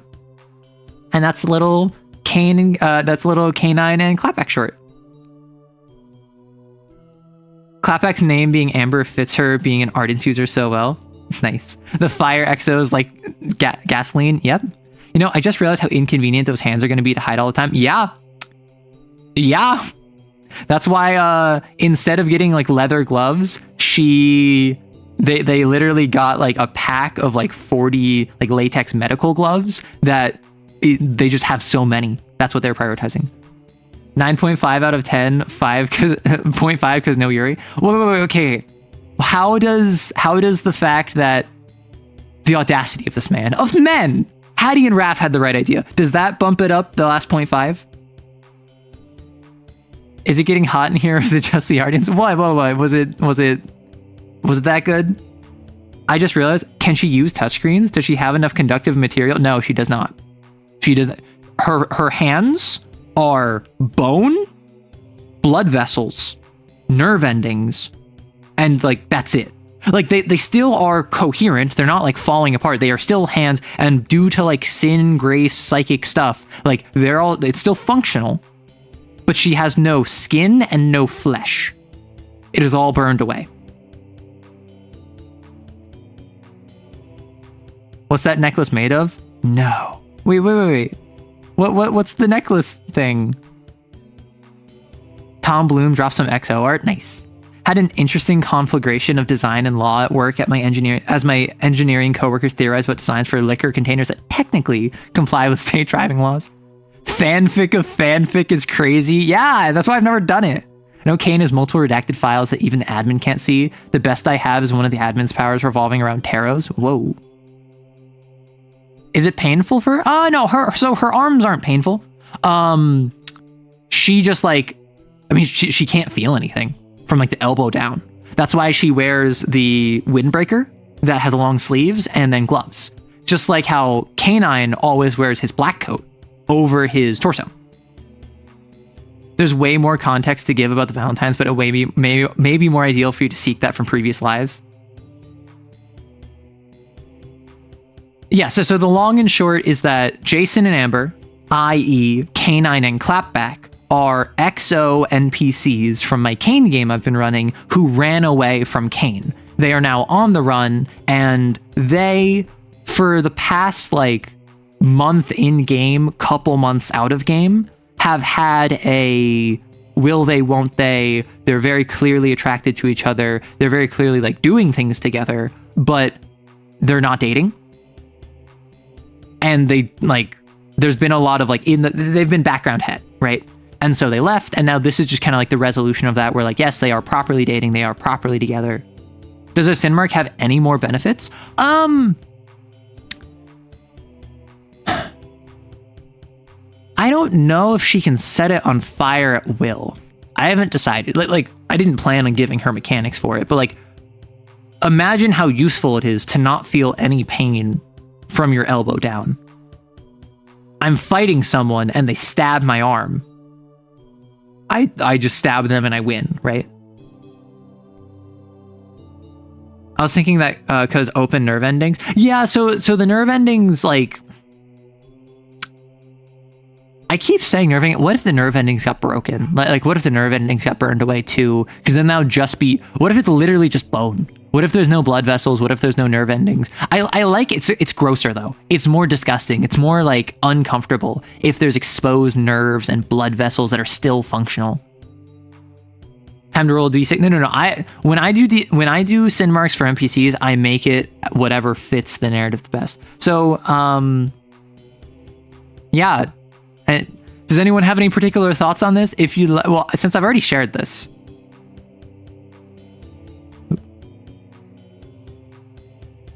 I had a momentary panic where I'm like, oh no, I just showed off my account, and then I realized, wait a second, this is my creator account. It's just my email. It's my public email. Do I post in Kane?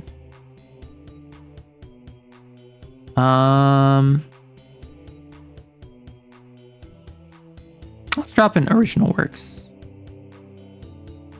That's been longer since someone mentioned it.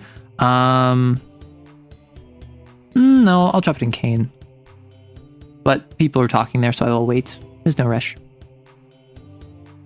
It's cute.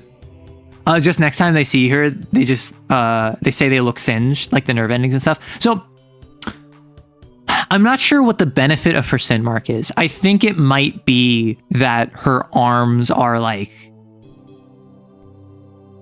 immune to like, I mean, like, imagine how useful it would be to have arms that not only don't feel temperature or pain, but also like don't get hurt from that. Like if you cut someone with a knife on their arm and they don't feel pain, that'd still be bad for them, You can't really cut bone. I think what it is, her arms, she has burned them down to the point where like it is sustained with grace. Her arms are not like impenetrable, but like her bones and her veins and her nerves are significantly more resilient than just normal bones. This kind of reminds me of the reverse 1999 Marsha Arcane skill. You like it a lot? What if they are functional, but they have constantly being burned away and healed? I don't know if I want the cycle of that. I think what it might be is I think it might be once she, like, she can spend a psyche burst to, or probably what it be, she can like take a sin to set her arms on fire for a scene is probably what it is. Her arms can like get set on fire, and having fire hands is pretty useful. You're describing leprosy. You can't feel anything, so you can't really tell when you're getting hurt. Well, yeah, but like leprosy is different because leprosy is like rotting from the inside effectively. This is not having any flesh below the elbows. Deadening Fist of Bone Immolation! Yeah, she can do like anime attacks. So, we talked Black Paradox. I gave you a Kane short. I think I'm going to wait to give you the Kane summary for Monday. I know, sad, so sad, I know. Tomorrow is going to be a coding stream. Do I dare hop in and start showing off some of my Kane supplement stuff? And do we start working on the Kane supplement now? Because I have notes on it already.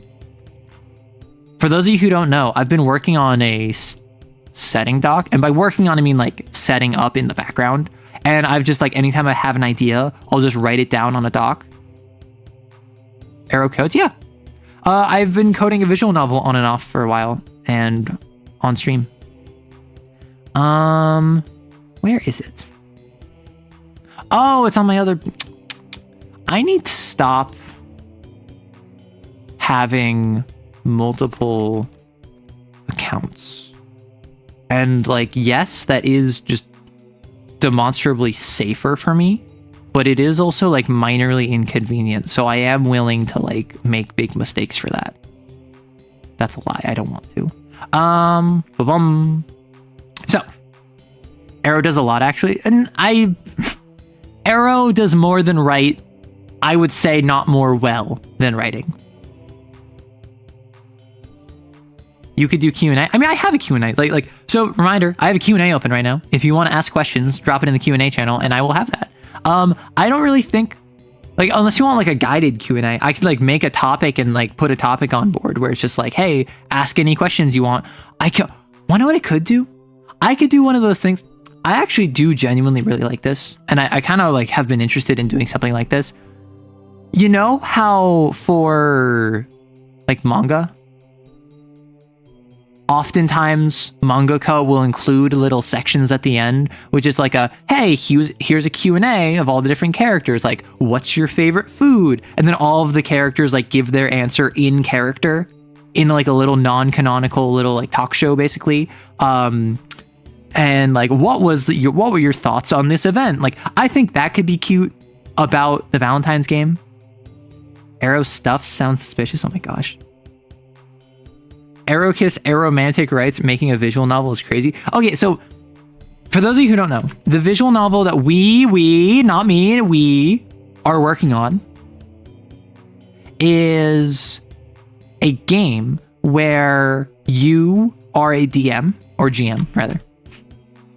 You join a group of 6 people because the previous GM of that group is preparing to run an event at a con in a month and needs to prep. So in the meantime, you are running for the group, and each week you play a different session. You run a different session for them, and you choose what happens during the session. And the goal is that over the course of 4 sessions, how you run the game will influence how much they like you. And then at the end, you ask one of them to go to the con with you. Effectively, it is a platonic dating sim.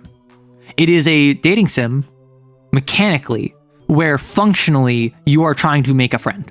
But I do also want there to be a romance option that is like on the down low, right? I want you to be able to be like, hey, if you are interested in this person, there's like romantic subtext there.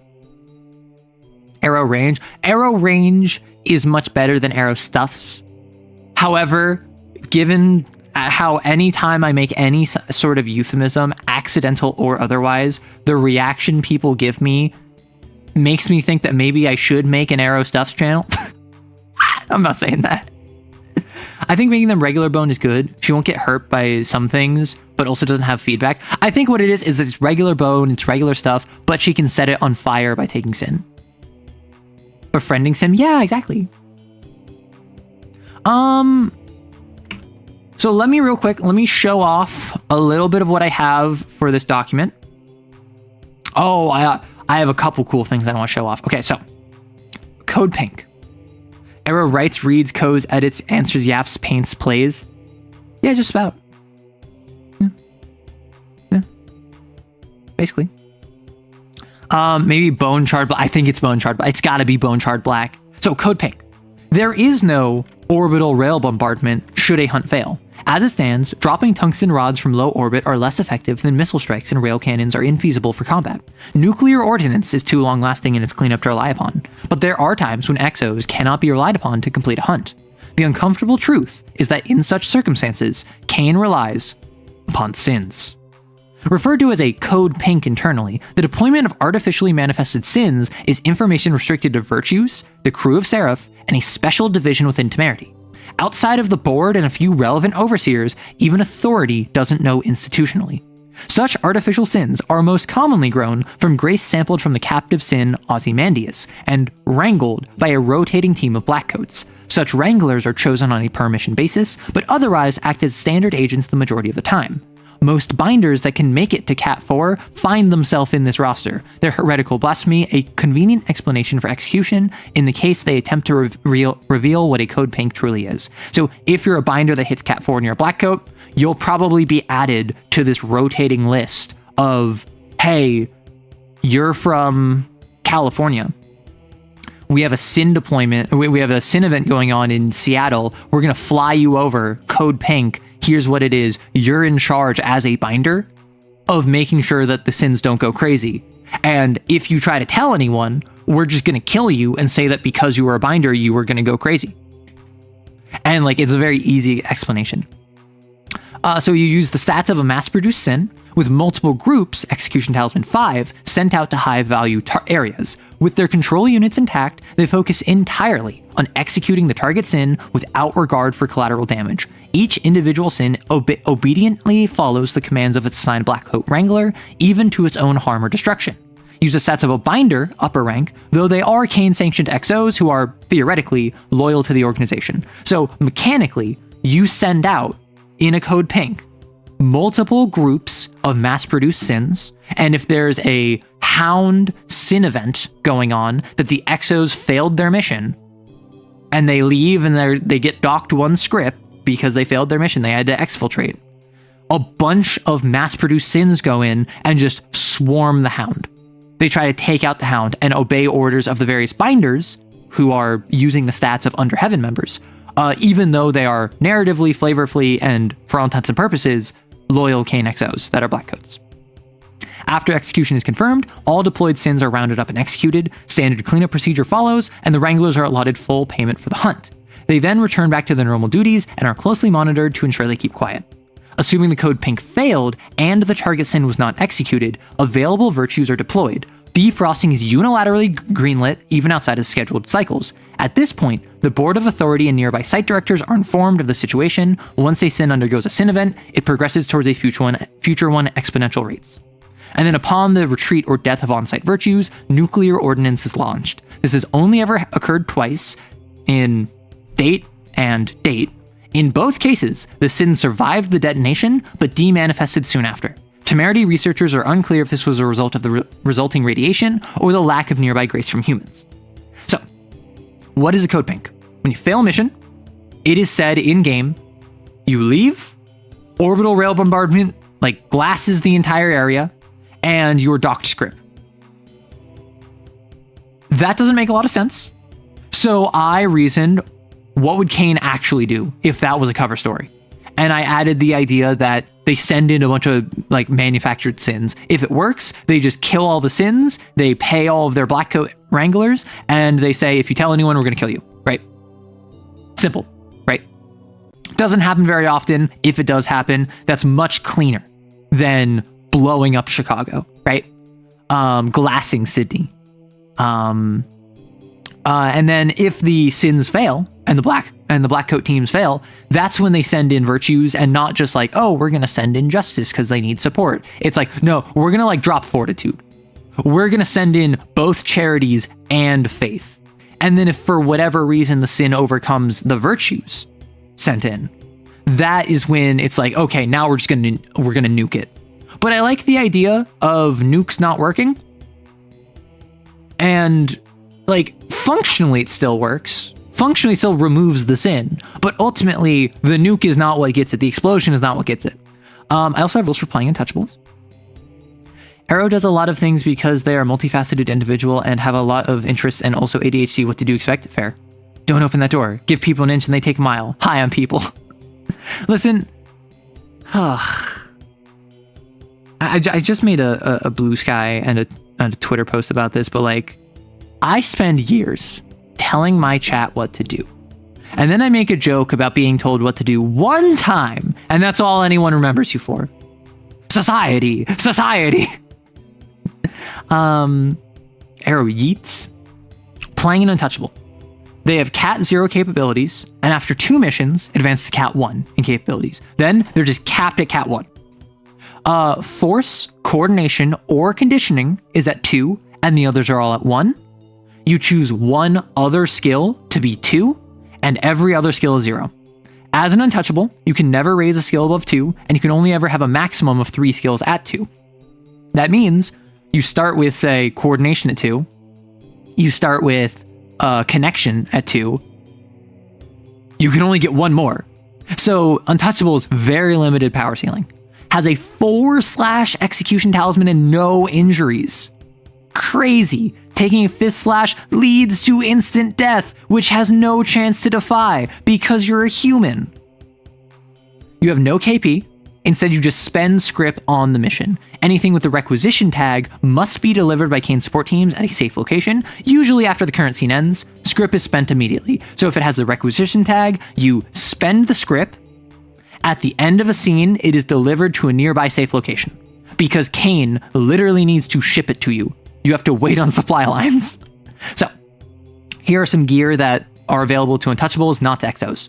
A Psychic Sonar allows the detection of Grace phenomena up to a far distance. Has a display giving precise location of Grace readings within a short distance, makes no discernment between type or origin. It is the motion scanner from Alien Isolation.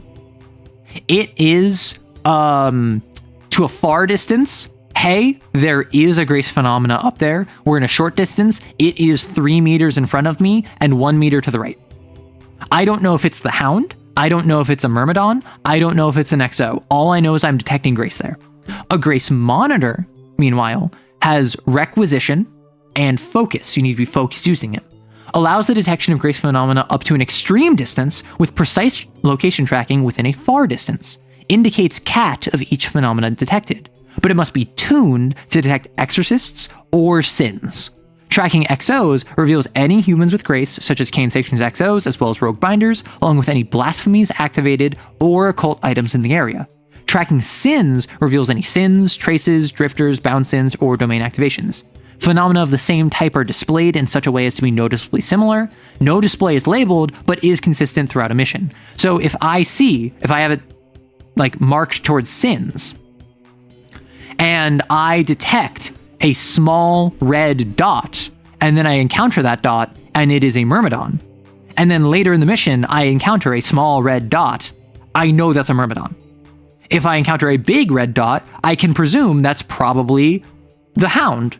If I see a orange dot, I'm like, I have no idea what that is, and I go over to it, and I'm like, oh, okay, that's the Vector XO. Hi. Like, so I want it to explicitly be like, not that good, but still useful.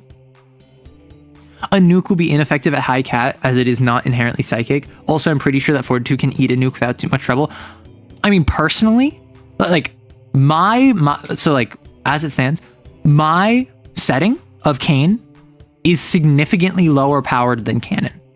And that's actually been like a major plot point in my game, is that the reason Clapback and K9 could leave is because Site Epsilon does not have the resources to stop them. Yeah, they can send the Virtues after them. Yeah, they can send Gammas after them. Yeah, they can send Blackcoats after them. But like, they then have to find them.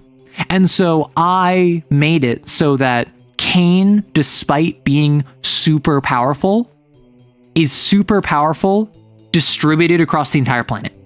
Right? Yeah, I always wanted to play Kane on hard mode, said actually a lot of people, I imagine. You're not putting enough radii for psychic sonar, just saying far and close. I'm curious if you have a rationale. So far and close are literally distances in the game. There is a short distance, there's a medium distance, there's a far distance, and there's an extreme distance. Those are mechanical abstractions that other mechanics use. Otherwise, I would have said up to 10 meters. Otherwise, I would have said within sightline. Like, the reason I said far and short is because that is like consistent with the game. So here are some items that I actually really like. A generic badge. An official looking badge from a 3-letter agency they've never heard of will convince any civilian you're a Fed. Government officials, such as cops, are harder to convince. Agents from actual 3-letter agencies will see through it instantly. Just like you enter a room, you're covered in body armor, you have an SMG underslung, and they start freaking out, and you raise up your badge, and you're like, don't worry, we're from the EXJ. And they're like, oh gosh, the feds are here, finally. And then a cop in the room is just like, the EXJ, what is that? And you have to convince the cop. And then like a random FBI agent in the room is just like, I have a suspected terror attack. Like, they know instantly. I'm from ASS. And then a certification of authority, a genuine letter of authority signed by a Kane agent in the local governing body. For all intents and purposes, you have the same position as a high-ranking member of the military or law enforcement.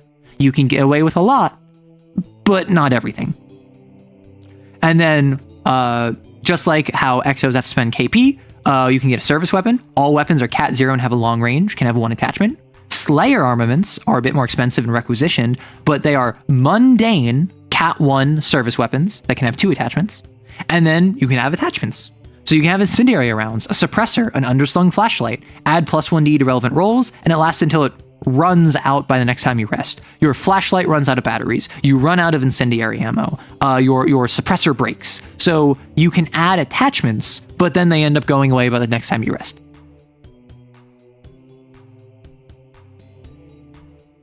All nukes are actually sentient. Yeah, how'd you know? That's why they get names.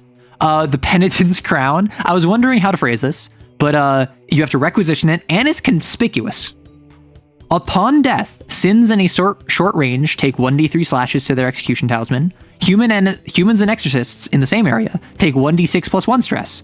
This explosion is Cat 0 and mundane. I was gonna make it many different things, and I tried to make it as least problematic as possible.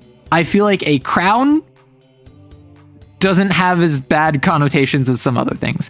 Plainclothes. 0 script, you always have plainclothes. Nondescript, uncomfortable clothing, never to your taste. Body armor. Conspicuous. Gives a graceless human 1 additional injury. Receiving an injury reduces stress cap by 1, just like Exos. Cannot stack. So if you're in body armor, you go from being a 4/execution talisman to being 4/stress, 1 injury into 3 stress. So you effectively get 3 more stress. Not great, if I'm honest, but better, like enough that you can like take a shotgun blast. Enough that if a sin swats you, you can take damage. Enough that if you roll like a 1 on the risk die, you won't get eviscerated instantly. High exposure. So this is where I have been like unique in my game. And I think this is really cool. I don't know how much you care about this. So a high exposure suit acts as mundane body armor, protects the psyche from immediate collapse in the face of psychic phenomena, allows the perception of traces, drifters, and blasphemies within acceptable levels of distress. Viewing a true sin directly causes unconsciousness or rapid onset cranial hemorrhaging, as with a non-human form sin 2. I took this section directly from the Form 2. So a high exposure suit allows a graceless human to not only have body armor, but also see traces and see drifters and see sins. But to see a proper, like, unadulterated sin will cause them to pass out or probably die. And then a low exposure suit acts as mundane body armor. It's airtight and closed off from the outside world. It recreates the nearby environment on digital displays in the helmet, allowing the user to perceive recreations of psychic phenomena and face them without issue.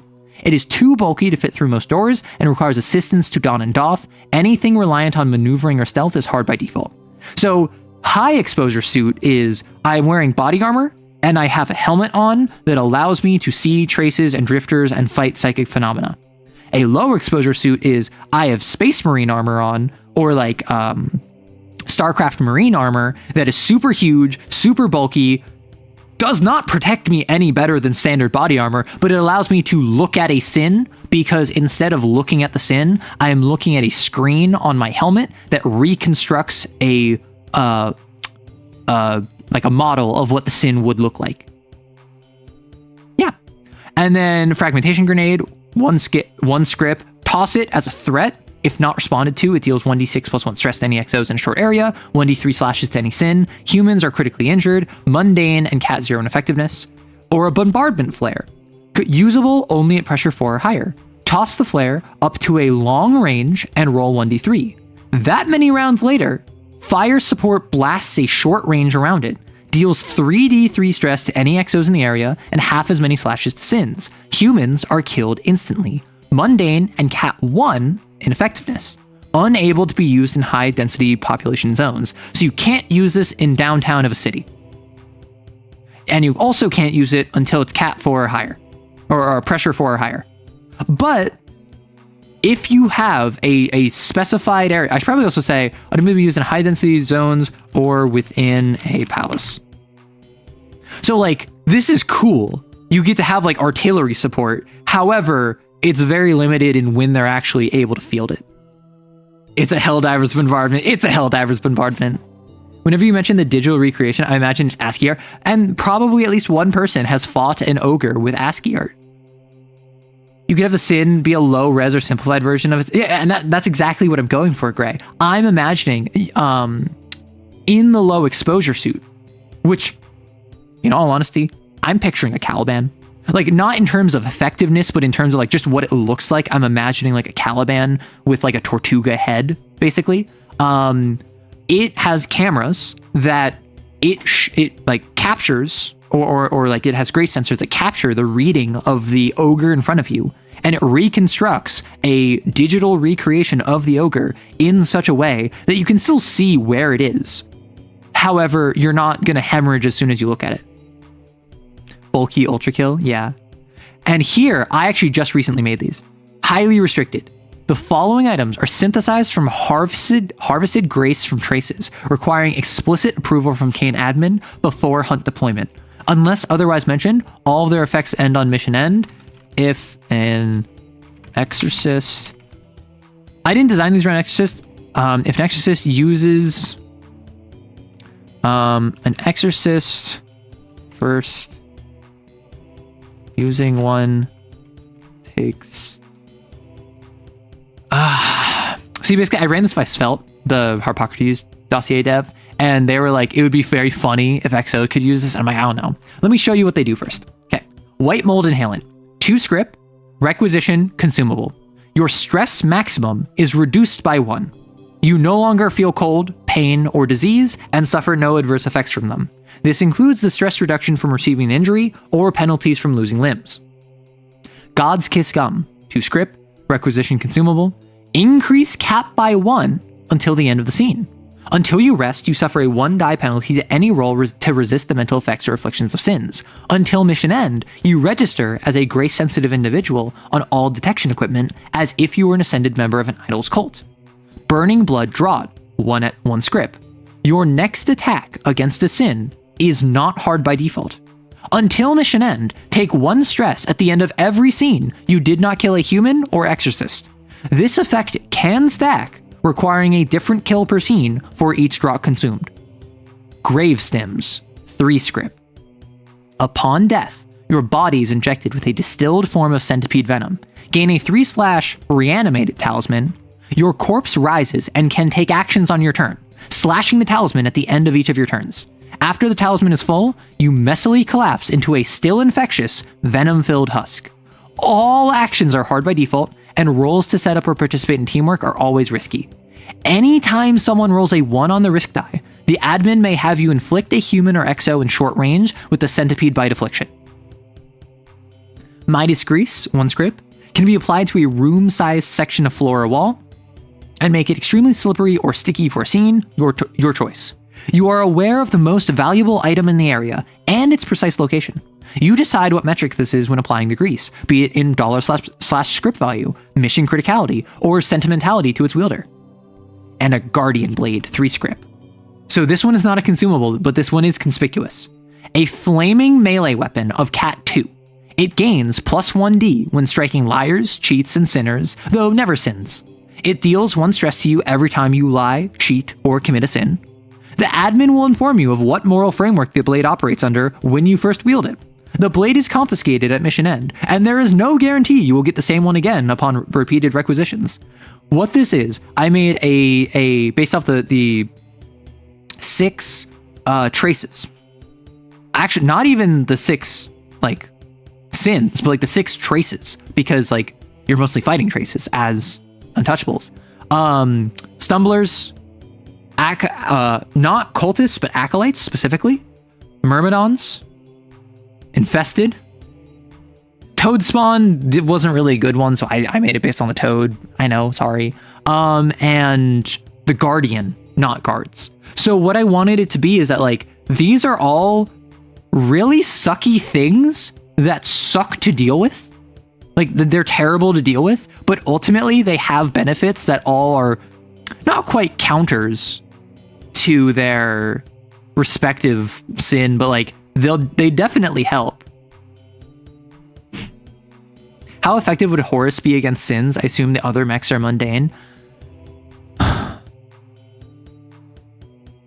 Not all. Like, I feel like anything paracausal, so like a decent amount of Harrison Armory, like the Sun Tzu, the Napoleon would be very effective, I imagine. I think IPSN would struggle the most, really. Those are so cool. Maybe Exos could get away with taking a bit of less downside. And what Svelte was recommending is that if an exorcist ever consumes one of these items, they take sin equal to the amount of script it costs. The issue with this is like how would I have a sin cost for the Guardian Blade? My first thought was it deals 1 stress to you every time you lie, cheat, or commit a sin.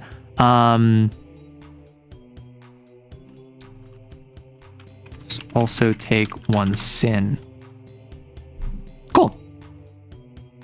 So yeah, I like the idea of like you're an untouchable and you're fighting an ogre. So you're like, all right, I guess I'm going to take whatever this thing is. And like you inhale these like white mold spores and you immediately reduce your max stress. So now instead of being 4, 1 injury, 3, you're now 3, 1 injury, 2. However, you don't get a stress reduction from receiving injury. So it's actually 3 and 3. So really you only lost 1 stress, right? That's not that bad. It's still bad, ain't it? This actually might not be that bad. Like, this is effectively take 1 stress to get all of this bonus. The issue is, this is all super situational, so I don't actually know how good this is. Right? Really sucky thing that sucks. I see the writer and you, I know writers who use subtext, and they're all cowards. Right? And then the final thing is less regulated options. Drifter snuff. So remember, this is all stuff that I've just kind of like written down. None of this is finalized. This is all stuff I just kind of threw on a document. Pieces of drifters harvested, distilled, and processed into consumable substances, most often a tab on blotter paper, either mimicking or mixed with LSD/acid. sometimes a powder. When ingested by a human, they can perceive psychic phenomena as if they were psychically sensitive for the next few hours. Humans with already high levels of grace may develop a temporary blasphemy, gaining 1 passive and a single power of the admin's choice. They have 1 psyche burst, cannot gain sin to use their blasphemy, and are considered cat 0 to 1. When taken by an exorcist, they can perceive the psychic sea alongside reality. For the next few hours, once per scene, the admin will reveal something about your surroundings you could only notice due to a disturbance in the psychic sea. This is often beneficial, but not always. It might grant you +1d on a die roll, deal 1d3 stress to you, or some other mechanical impact. So this is, we put a gatherer in the meat grinder. We put it with drugs, and when a human takes it, they can see the psychic phenomena and potentially even temporarily manifest blasphemy. And if an XO takes it, they just get precog. They get precognition from Vampire the Masquerade. Who's to say? I think you put cocaine in cane. Yeah, cocaine. Duh. Do the drawbacks stay after? All of the highly restricted stuff, unless otherwise mentioned, all of their effects end at mission's end. So White Mold and Halant, this would go away at the end of the mission. All of this would go away at the end of the mission, just for the sake of simplicity. How about your stress message is reduced by 1, and you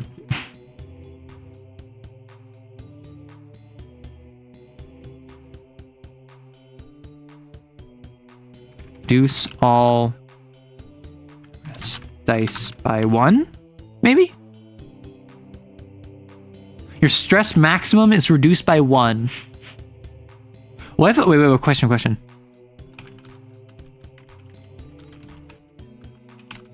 Ain't that wacky? You gain no benefits from resting. So like, it's not a matter of like your stress cap is reduced, it's that you can't recover anything. If you're an XO, you can't get back psyche burst from resting.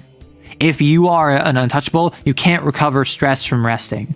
If you have a hook, you can't reduce the hook by resting. Would you like to snort the distillation of a sin? Didn't the Emperor's Children do something with Tyranid? Probably. I wouldn't put it past them. A Grace Blade. Any type of knife or dagger or short sword, from the functional to the ceremonial, the psychic imprint of a weapon manifested from distilled grace. When attacking a target with it and dealing at least 1 stress or a slash, the user can instead deal 1 sin to the target. If they do, the blade fuses with their body, fading into their form and giving them 1 sin. This sends mundane humans into a psychological shutdowns, cardiac arrest, or otherwise incapacitates them to varying degrees of lethality. An XO fused with 1 or more Grace Blades can take 1 sin at any time, including before or during reactions, to withdraw the same blade from any part of their body. This may involve partial withdrawals mimicking blades formed from the body, which do not require a hand to wield them. So this is, if you remember from the admin work, which has now canonically been assigned the title Operation Patient Blade. When Hattie fought that binder, she reached into her stomach and pulled out this like sinewy dagger and threw it. That was a Grace Blade. It was a concentrated blade made from grace. And like, she took a sin to remove it. She can stab into herself and deal sin to herself. And then a Grace Grenade, also featured in, all 3 of these were featured in Patient Blade. It is a threat. Upon detonation, all humans in a short range fall unconscious. XOs take 1d3 sin. An XO takes 1 additional sin for every action they take while within the gas. Humans are distorted and act drunk or tired if taking an action within the gas, falling unconscious if they spend more than 1 action in it. The gas fades after a minute. XOs affected by this experience hallucinations mimicking sin overflow, though appear to simply space out to those around them. They may also experience a vivid dream the next time they rest, almost always have alternate realities, timelines or realities where they are dead or gone. Some become exposed to the sea in these dreams. Exposed to the sea, mechanic, I don't know how I feel about this, you tell me your thoughts on it. When an XO is exposed to the psychic sea, they automatically block it from their memory as their psyche attempts to protect them. They can force off these mental blocks by spending a psyche burst. They are allowed to take on sin as an alternate. If they don't, the psychic sea is blank nothingness. Not black, not white, not pink, not gray, absence. The XO loses all of their pathos and wakes up feeling emotionally drained. Thinking about it too hard is uncomfortable. If they do, the XO describes what their interpretation of the psychic see. In its waves, they see a vision of what was, what is, or what may be. They may choose any one of the following. What was, learn the answer to one of the SIN's trauma questions. The admin need not reveal which trauma question was answered this way. What is, see what someone else is doing at the moment and hear what they hear. The XO chooses who, but the admin decides how long it lasts. What may be, glimpse into a future where you are dead or are SIN. You know what steps led to that outcome and will be warned by the admin before taking the action where it becomes inevitable. An XO cannot be exposed to the sea more than once per scene. So how do we feel about this? If you see the psychic sea, you have to spend a psyche burst. If you don't, you lose all pathos, you wake up, it's uncomfortable. If you do, you get to learn something major, something important. And being exposed to the sea is the sort of thing where, like, if you're flushed with grace. We have arrow rights, but when we get arrow wrongs, slow boy, it's been a minute. You know arrow wrongs has been here. Wait, I stepped away for a bit. Do the homebrew rules have rules for playing untouchables? Yes. All untouchables are Cat 0, eventually becoming Cat 1 at their highest peak. You have force, coordination, or conditioning at 2. The others are at 1. One more skill of your choice is 2. Everything is at 0. You can never have a maximum above 2 and only 3 at 2. You have a 4/execution talisman, no injuries, but body armor gets you another injury. And you have no KP and you have to spend script directly on missions. It's rough. I love being a walking tank and still folding like origami. And that's why I made the low exposure suit. It is like Space Marine armor. It is a Caliban. It is a Terran Marine from StarCraft. And yet you can get one tapped pretty easily, even by like a trace in it. And it's crazy. Let me drink my water. It's been 2.5 hours now. Whoa.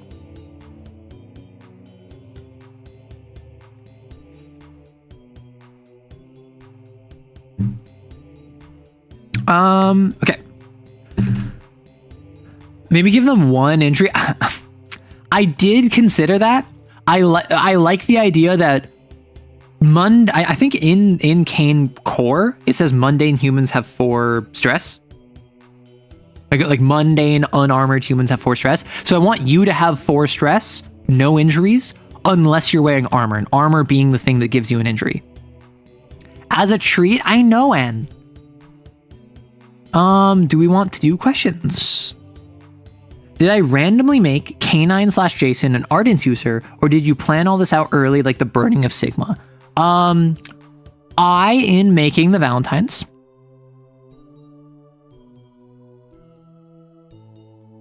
Cell made Hattie as E13. So that means I knew I had to make 12 others. So I was like, okay, I'll make 12 blasphemies. I'll make all of them have a different blasphemy, but I also wanted to add a couple more. I wanted to add 2 more that are newer than Hattie. So I added Raph, the Whisper user, and I added Snake, the Vector user. And then from there, I was like, okay, I need one of each of the rest. So like, I think K9 being an Ardence user may have been one of the first ones I came up with. And Clapback also being an Ardence user and being his shadow came up immediately as soon as I made him. Because like, obviously I didn't want it just to be like, oh, look at how evenly distributed all of them are. I wanted there to be like overlap in copies. So I thought, what if 2 of the most powerful Exos on Site Epsilon are both Ardence users and they hate each other? And so that's what I did. I made it so that K9, the Golden Child, he was the Ardence user who was like, Ardence is a pretty flashy power, so it makes sense that he would be like favored. And then it's also a nice contrast where you think Ardence is like a hothead, where K9 is pretty reasonable. K9 as a person is a pretty level-headed character, even though he is fairly timid at a lot of the time. He is inactive when he should be active a lot of the time. Clapback is kind of more stereotypically, but Clapback is also more AoE. Clapback is more about cold. But like, K9 is single target fire. Clapback is AoE. can like reduce the temperature of areas, increase the temperature of areas, set an entire region on fire. And so I like that they were like balancing each other out. The burning of Alpha, so there was no burning of Sigma 1, it was the burning of Handler Alpha. The burning of Handler Alpha was not planned basically until I brought it up on stream. And I brought it up on stream like a month and a half ago. These are Kane untouchables. They'll have a good bit of physique and conditioning to not die instantly. That's why I make it that they have minimum 1 force, conditioning, and coordination. And they might have 2. You're still tissue paper, but like tightly compressed and covered in resin. Yeah, and that's why you have armor, you goof. I think the what may be might be a little too vague. It could give more substantial benefit, like plus 1d to the next action. Well, so what I wanted to do is I wanted to say, like, I want to look at what will be. And then you see you dying, right? And then the admin warns you, hey, if you go in and do this thing, like if you run in to go save those survivors, you're gonna die. Like, just full stop. And then that's kind of like the admin warning you that like the area is trapped. I think it could be like a plus 1d, but I feel like that would make the admin less inclined to actually like give you vital information. Because I feel like if you see the sea and you spend a psyche burst and you choose to see the future, I think it's totally valid to just give you answers at that point. Like the opportunity cost is what matters. But I also don't know. I don't know how that would be in play is my issue. Yeah, so I didn't plan early for Alpha to get burned. I came up with that like 2 months ago, maybe 3. And I knew from the very beginning that K9 was going to have a sin mark. And I wanted it to be really sad, so I was going to have him be a centipede. Right? Because I wanted them to lose their shield. I wanted them to lose their golden child that's protecting them from admin. And Clapback and K9 was really subtle. Was in the background for a long time. And like they had like maybe 2 scenes prior to him developing his sin mark where they're like sniping at each other. And there was one scene in particular where very early on, Hattie was talking with Mix. And Hattie was just like, man, like it's so crazy seeing all the other Valentines and like how mature all the high XOs are. And then Mix is like, let me show you something. Takes her to the training range, sees Clapback and K9 are competing and they're bickering and they're trying to one up each other. And they're like, not handle like Clapback is being kind of nasty to K9 about it, and K9 is being a little holier than thou to her. So Hattie goes up and uses Flux to like hit the shots that both of them are missing, and then Clapback was the one that was like, hey, nice job, Hattie, and K9's like, fine, and then like he stormed off because he was getting frustrated. And so I gave them a little bit of background characterization, but the main thing that showed up was after he got his sin mark, the first person to say, hey, I'm with you, I'm not like, I'm still going to be here for you, was Clapback. And not only like that kind of, I don't know if that came out of nowhere for my player, but I remember having that be like a little ending scene after an otherwise pretty intense session. And my player Cell muted, and was like sending popcorn gifts because they're like, oh, the rivals to lovers. And like, they were just kind of in the background, and then they very like subtly in the background just continued doing their thing. And eventually I realized like, I think Clapback cares more about K9 than she does about making good decisions. And I think K9 feels the same for her. So I think that I need to have Idiots in Love make a stupid decision. And then Alpha was the perfect vector for that, because effectively, Alpha like was an abusive authority figure towards K9. Like he mistreated K9. And so what better way to justify Clapback making a terrible decision that is not smart and will not work out for her than basically getting revenge for this person that she has a lot of feelings towards. And that's why her sin mark is tied to Hound, is because she was doing this out of vengeance for K9, not for herself, but for someone else. And I think that's this kind of thing where my player cell, I don't think they really see it that way, but I was going for the fact that, yes, this is stupid, but not only is Clapback an emotional character, a very emotionally driven character who is very like active and ambitious, she was doing this for what is considered a noble reason. Revenge for someone else's suffering. That was the goal. Give them a downstate for when they aren't instantly pulverized. I consider that. I like the idea that if you play an untouchable, you're kind of screwed. How is Warhammer going? Are you having fun? I haven't played Warhammer in ages. Though if you mean painting, I have not painted off stream. I want to, and I still have my stuff set up. I basically, have I had time? I might have had time. Like I could put on a podcast and paint more minis, right? At this point, my nails are like the paint is chipping. So I think I'm going to need to strip my nails and redo a new coat, in which case I might like do that over the weekend. And who am I kidding? I'm not going to do it over the weekend. But if I do it over the weekend, then maybe Monday I could be painting minis on the Discord stream. And then that would be super chill.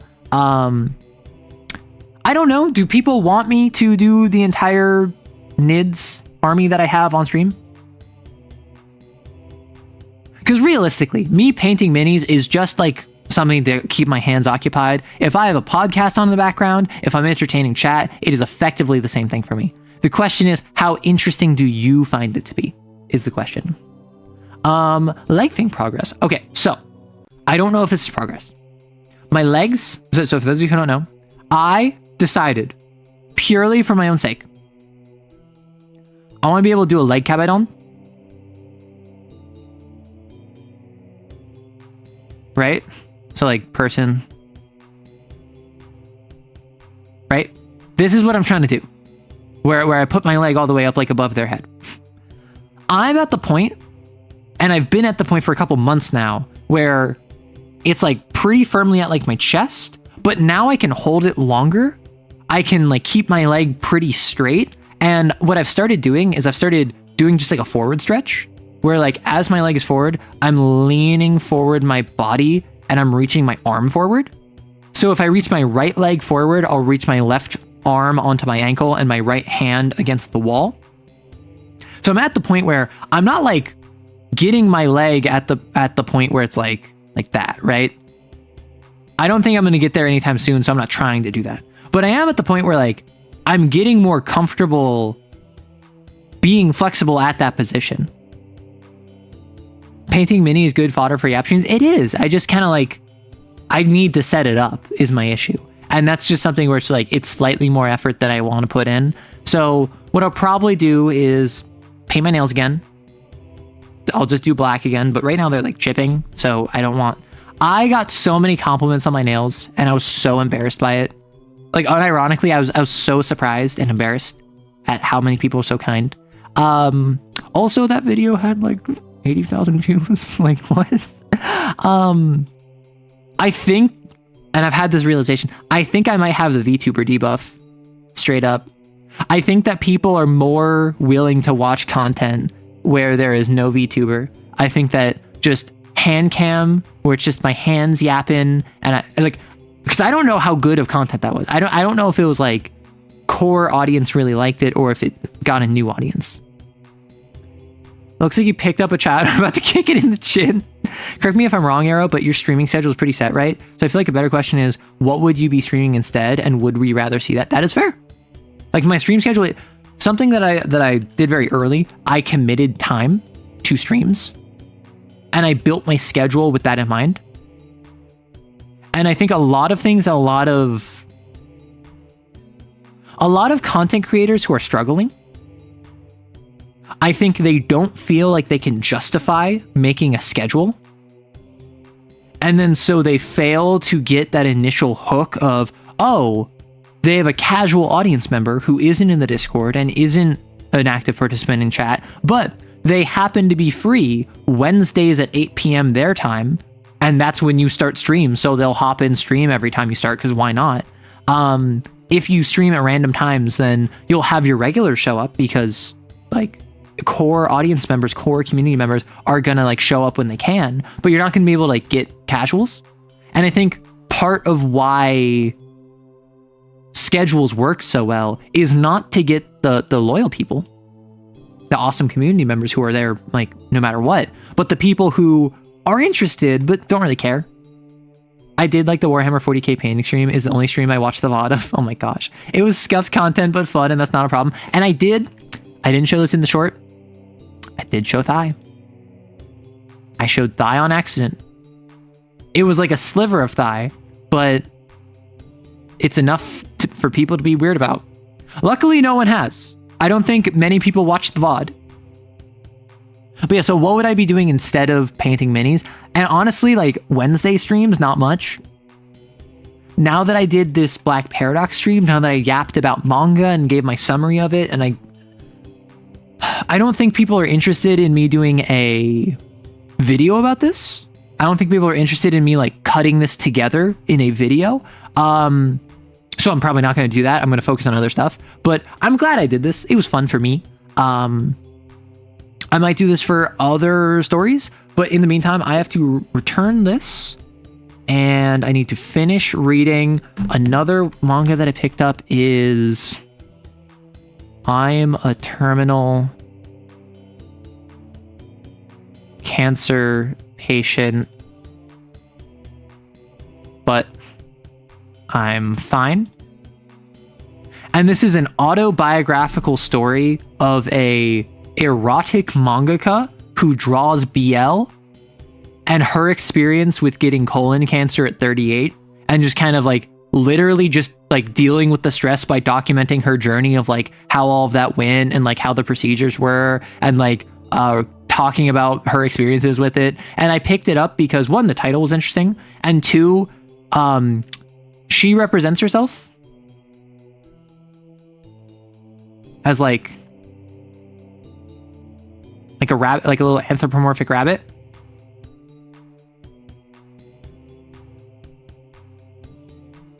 Right? And then she represents her husband as an anthropomorphic rabbit, but he's like jacked.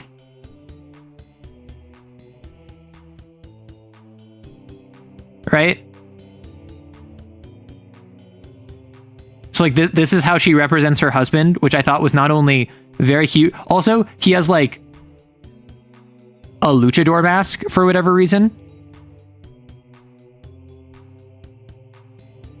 And like a Speedo in all of her interpretations. And apparently he's super emotional and cries at the drop of a hat. And like, I understand that the reason this hits so hard is because these are real people. Like this is not like, oh, it's a cute romance. Like, no, it's like an actual literal person talking about her actual literal husband. But she talked, like one of the chapters is talking about how when she got the diagnosis for cancer,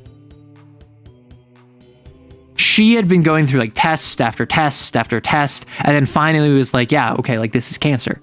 And when her husband found out, he was kind of like floored because she got slowly acclimated to it over time.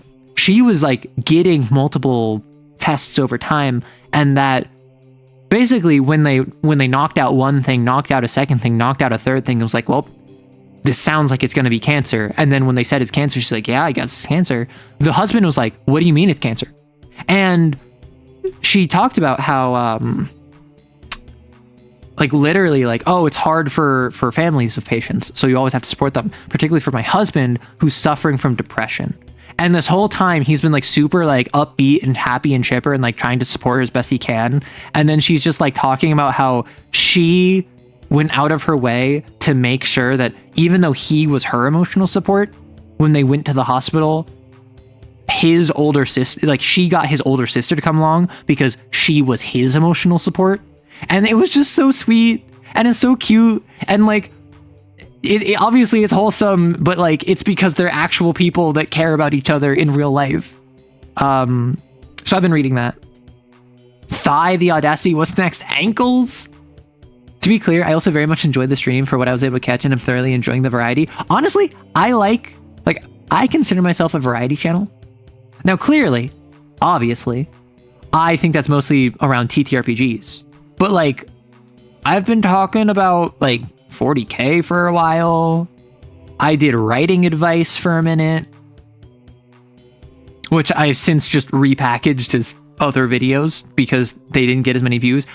Obviously, my voiceovers, my VA work, that's gotten a little bit of attention. That's gotten some positive traction on it. I don't really know who might think that. So I do a variety of things, clearly, but like being able to just like talk about manga and like go on a rant about manga and give a whole plot summary of this wild black comedy that I read, masquerading as horror. That's stuff where I never feel confident doing that. Painting 40K minis, I never feel confident doing that because I'm like, no one's gonna watch that. At first, it was everyone is just here. Literally, the scenes of my life, the scenes of this channel was, oh, no one's gonna care if I do this thing. They only care about D&D. Oh, no one cares about this other thing, like writing advice I'm gonna do. They only care about TTRPGs. Oh, no one's gonna care about this TTRPG content I do. They only care about voiceovers. Oh, no one cares about these other voiceovers I'm gonna do. They only care about Yuri.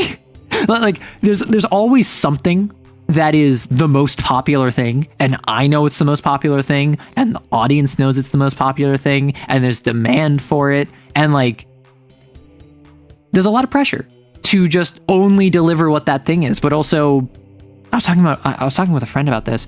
I'm kind of at the point where I do legitimately think being a VTuber, or maybe specifically my model, maybe I need a nicer model, but I think that being a VTuber, like, unironically, like, lowers my views. I think on the videos where I have no model, I tend to perform better. Like Hunter's Archive is kind of an exception, but that's also because I'm talking about lore from a niche TTRPG. So I always get weirded out about this, but I was talking to a friend, and my friend was like, well, why don't you just like not use a VTubing model? And I'm like, because I love VTubing.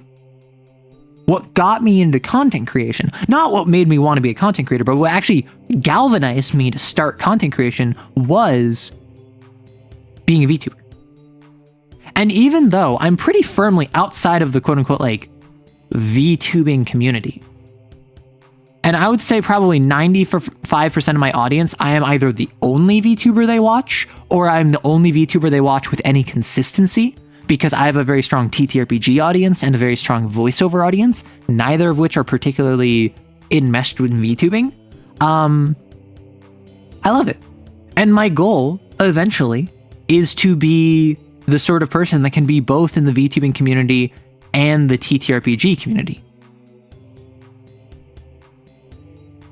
And maybe even like the 40K community. And I want to be the sort of person who I can act as a bridge between disparate communities. I can be someone where if you're a VTuber viewer and you want to get into D&D, you can watch my content.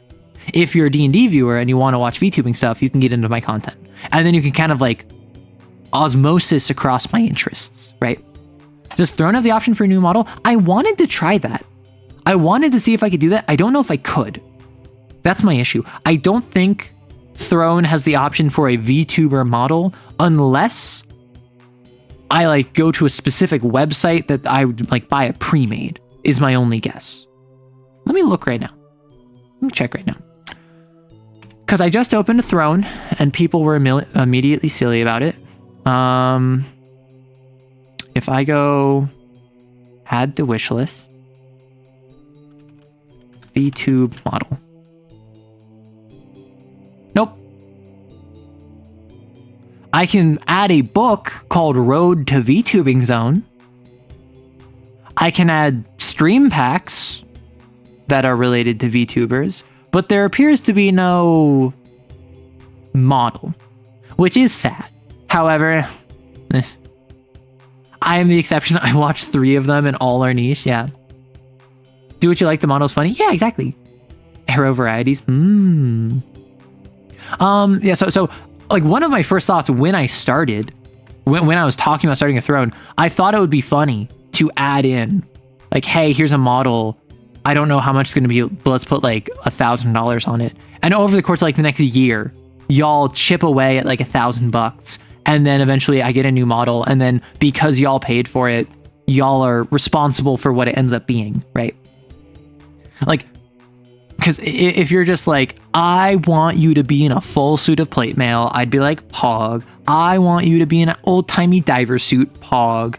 I want you to make it look as close to how you look in real life as possible. Sure. Kason did it. I can do it. I forget. Did you figure out a way for people to buy you PDFs? Yeah. So the way that might work, I think Drive-Thru RPG might be our best bet. My understanding, if I make an account on Drive-Thru RPG, people can buy me gifts. So if you buy me Perfect Draw on Drive-Thru RPG, I believe you can buy that for me, and then I can have the PDF of Perfect Draw, and then because I now have the PDF of Perfect Draw, I can make content on it. And that would be the goal with that sort of thing. These are the only live streams I ever watched due to Kane, interactivity, and relatability. I mean, like, part of that is just like size. I am not a very large streamer, despite the fact that my like channel size is significantly larger, because a lot of my viewers aren't stream viewers. And personally, I am someone who I don't really watch streams that much. I generally might have them on in the background. And something that I really like doing is when it's late, EU streams, European streamers. It's very nice to have like Cleo Light from FaZe. Cleo from FaZe. The history teacher, VTuber. I'll have her on while I'm editing something, right? Just low volume in the background, so I have some noise, so I have something in the background. It's nice. But I'm not really gonna sit here and like watch a full stream unless it's like a Doug stream. Doug is pretty consistently Doug and like Doug, RT Game, and Mayoshi are like the three type of streamers who like I've just sat down and watched their streams. Like, it also depends on who it is, what they're playing or whatever. I feel like a lot of the time streams are good third monitor content. I feel like a lot of people would call it second monitor. I feel like, or like phone content even. I feel like it is good content for, I have something I'm doing on my main monitor. I have a Balatro run in my second monitor, and I want something playing. Like, I don't do this. I just focus on the one thing, and then I have the stream on the second monitor. But I feel like streams are good for background noise. I feel like streams are not very good for consistent viewing. But yeah, so with my leg thing, back to that, because that was the question at hand. What the frick? Back to the leg thing. My goal is to, so my goal is to get to like here, right? My goal is to get to like here, where it's at my head level. However, my reach goal that I don't actually expect to hit, but I would love to hit, is to be able to do like an eye pose, because I think that'd be cool. I've never been particularly, I would say I've always been dexterous. I've never been particularly flexible. So just spending like 30 seconds a day doing a little bit of leg and hip flexibility has gotten me to the point where like I went from doing like this. I went from doing like this. It's like this, which like is a difference of like 20 degrees, sure, but it is still like a major difference. Phone content, scoff the tiny person in my phone. No. But yeah, so I'm working on the leg thing, and I've made progress. I can hold it longer. I can lean forward. I don't actually know what my plan to do with it is. Like, I don't know if it's going to be like POV where like my foot is here and like person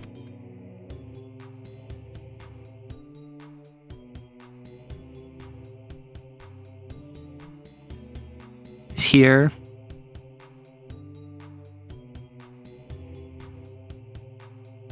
And they're just like, whoa, as my giant Bigfoot is on there, right? And then like, I guess like my hand would be there. And it's just like, wowza. That's the goal, I guess. I don't have a specific mission in mind with that. I just think it'd be cool to do. Have I homebrewed a virtue for Cain, and how did it go? I have not. I think it'd be cool. Right now, I'm focused on trying to hit notes that other homebrew hasn't covered.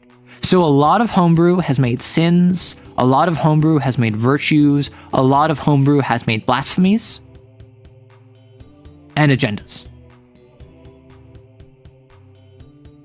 And in terms of lore, I think a lot of homebrew has hit like Under Heaven.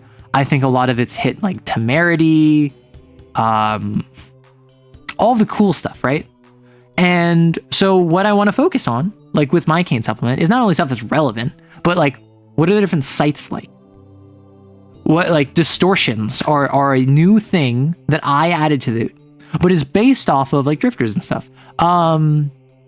Adding more drifters, I think would be cool. Adding more traces to the different sins, I think would be cool. If each sin had one of two different traces to choose from. Something like the Hound's Myrmidons would be an easy thing to swap in and out. But how would an Idol's Cult function if it had more than one trace? How would a Centipedes Infested work if it had more than one trace? That's interesting questions I would love to tackle and explore. So that's the kind of stuff I'm more interested in because, well, to put it plainly, my homebrew is not that good. And so why would you care if I make a virtue all about temperance when I've seen probably 4 other virtues that are all temperance? Like one of those 4 has to be good, right? I don't need to add a 5th, right? What are Snake's potential thoughts on the Valentine splitting? Okay.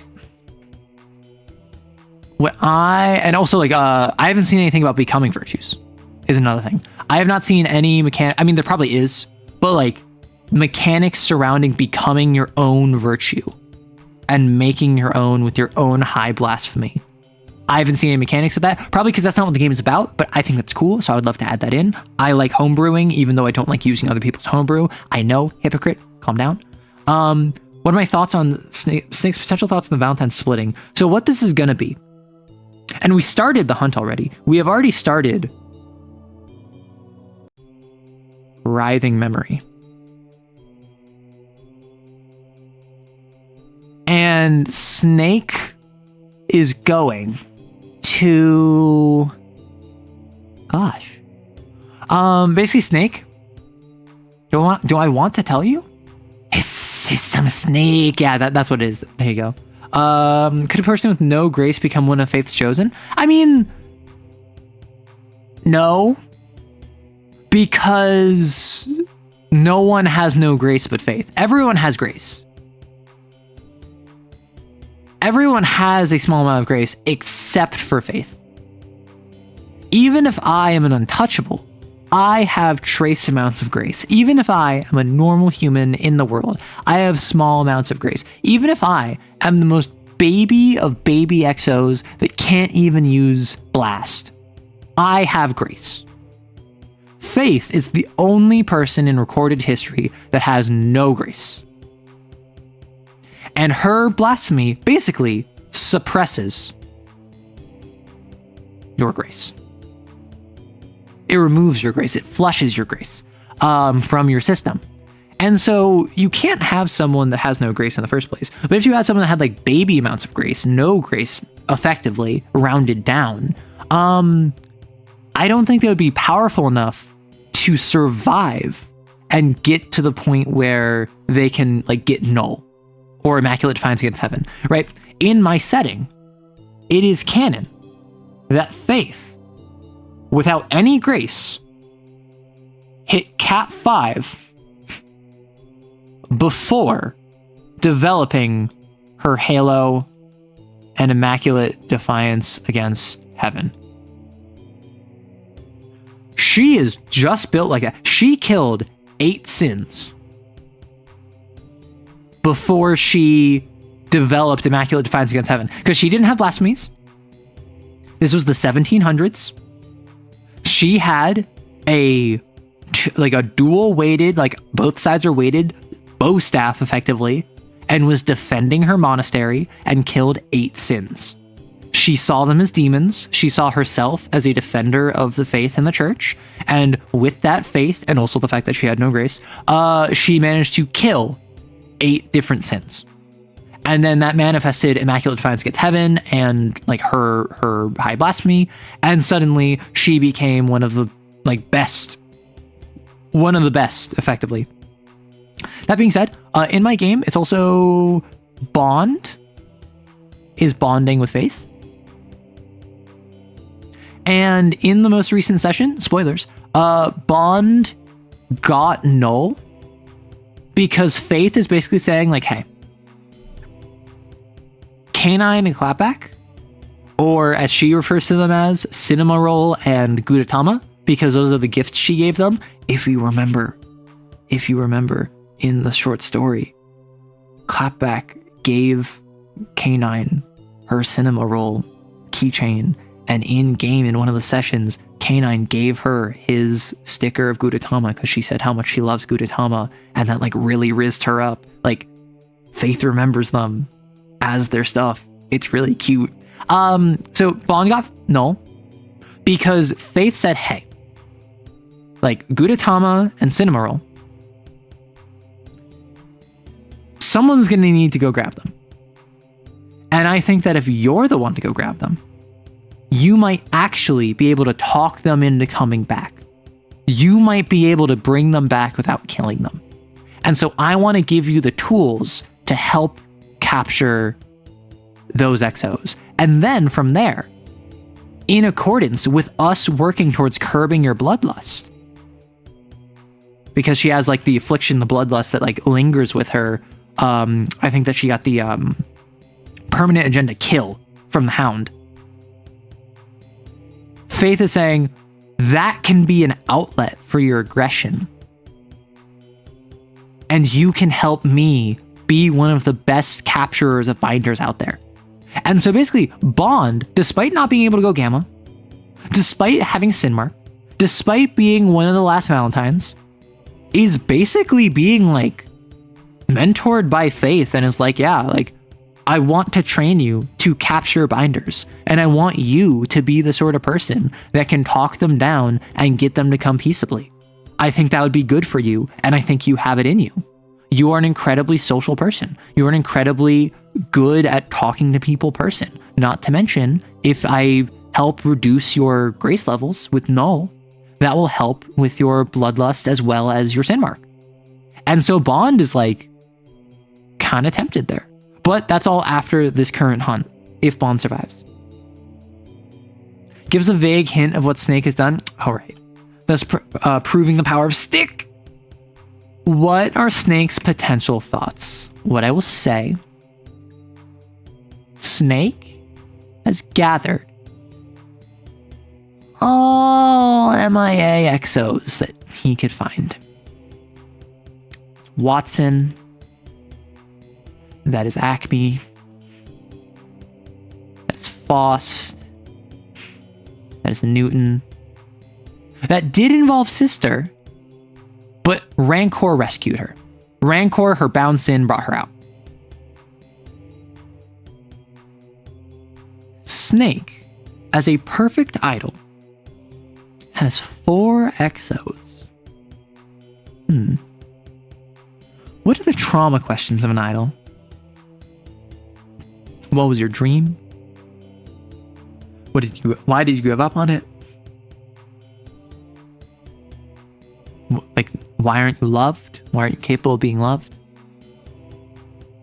If Snake is tied to the Valentines and has 4 pliable XOs, all under his spell,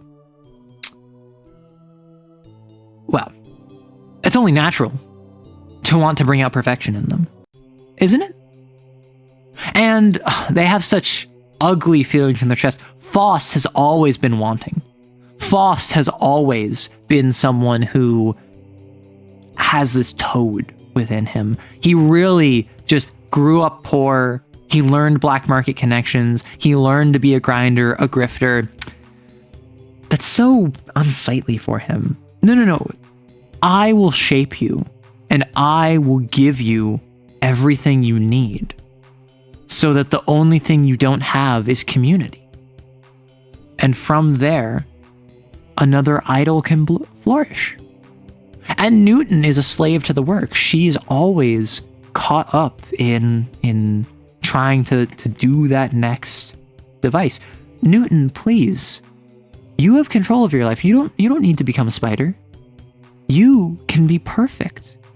I need you to understand you have control over yourself and others, so that when you sin overflow, you become an idol. And what Snake is doing with all of them is attempting to meet their psychological needs outside of connection, and effectively give them everything they want, take away their sense of desire and community, and then induce sin overflow in them. Because Snake wants to bring forward the perfection of all of the Valentines. And that has been Snake's project for the past couple months, on the run with 4XOs, trying their hardest to ensure the perfection of all of the others. So that's what the hunt's going to be. It's going to be all of the XOs in varying states of closeness to being an idol. Snake wants Snake wants a cult of idols. Snake wants to have the Valentines all be idols, because Snake is an idol. An idol is perfect. Other sins are disgusting, or they're clueless, or they are left wanting no matter how much they consume. Only an idol can give the Valentines what they need, which is community. And so that's what Snake wants to give them.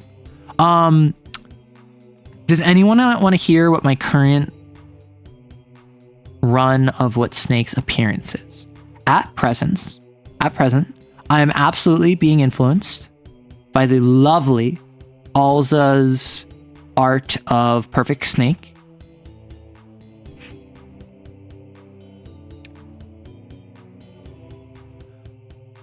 Perfect Snake does look a fair amount like this. Absolutely, I'm going with the great bow. I gotta go with the great bow that has the heart arrow tips. That is just so good.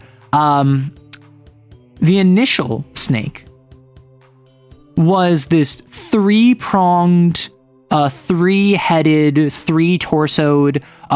Actually, it wasn't six-armed, it was nine-armed, because each one also had a arm coming out of the throat as well.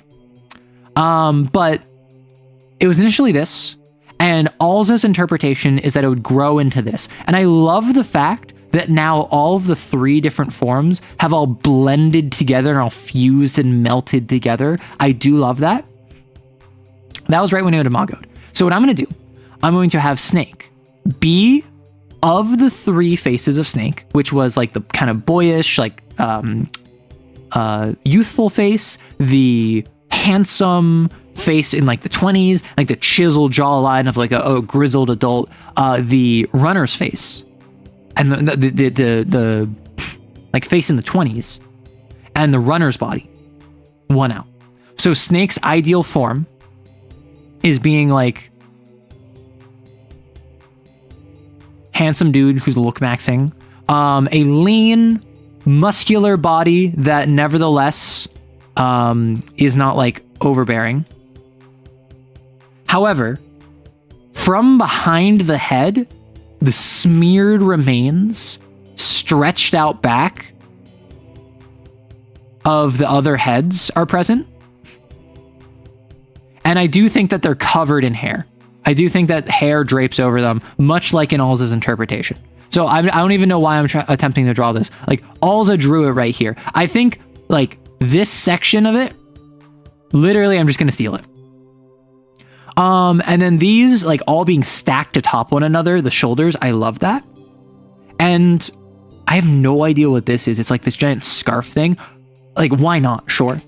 The main thing that I'm going to change is, one, they're still going to have the throat arm, and they're going to have 2 arms coming out their back, which probably are going to be holding on to this from the back. These aren't going to be looped under the arms. They're going to be held on the back arms. This giant flowing like sash that's floating in the air behind them. This snake leg, the snake body, is not going to run off and then like taper off like Alza did. It is going to run for over 100 feet long.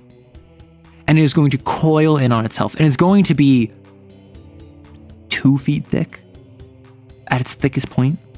And it is going to like be a floor that you step on and that you walk on. And it is not that you have to dodge it, because it is there is no floor with how much snake tail there is in a giant warehouse where they will run into Perfect Snake. And Perfect Snake is going to all be about flesh crafting. And so the different Valentines that were quote unquote rescued by Snake are going to be fused into and stored in the snake skin of this thing's flesh. And they're going to emerge when they are undergoing treatment by Snake in order to curb their desires, in order to be matched with an idol. And in the fight, any that they don't deal with beforehand are going to be physically like unfused from the snake skin and are going to emerge. And the snake body of the Perfect Sin, this is not only constrained to one end of it. This can just retract down into the snake skin and pull out somewhere else. The various faces, it can split up to 3 different areas at once. Even though these are all fused together and blended together with flesh and smeared across the same skull, nothing is saying one can't leave and manifest elsewhere on the snake. And so it's going to be an entire landscape of writhing, slithering snake scale floor that pulses and breathes and has give underneath you, that from any direction or a position, Snake or one of the XOs or an extension of Snake's form can pop out of, connected to it by flesh. Can Faust either have white hair or a bag on their head? Arrow, I can hear you click your mouth whenever you draw or write and paint. It's adorable, but it occurred to me that I haven't seen any other art you've made. Do I draw or paint? Why am I... Why... Now I'm embarrassed. I thought you said click my tongue, because I also clicked my tongue. But like, you're saying you can hear my mouse click. Like if I... ASMR. Do I draw or paint? I do not. Let me attempt to draw. What should I draw right now? What's a thing I should draw? I did draw the boss baby a couple weeks ago. Well, so like when I'm over here and I'm talking and I'm doing drawings and I'm like that, blah, blah, blah, blah. Like, I'm sure you can hear my keyboard. You can hear my mouse slightly, and I'm sorry about that. Draw beholder? Okay. Let me like unironically try my best, right? Or Benoit? I can draw a Benoit. I drew a Benoit earlier. Wait, so. Like that.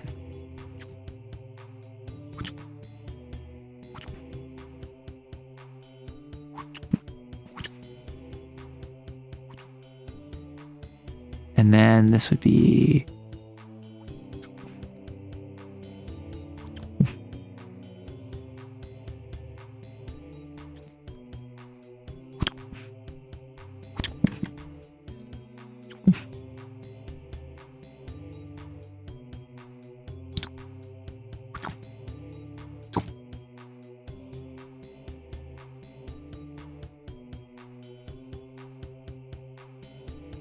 How do I do rabbit eyes? I think I have to go big. This is what happens when you take a rabbit and you put the lettuce and you put it slightly too far so they have to actually move. That's a duck? That's not a duck. Bun holder? Now give them a job. Oh, this is a job application.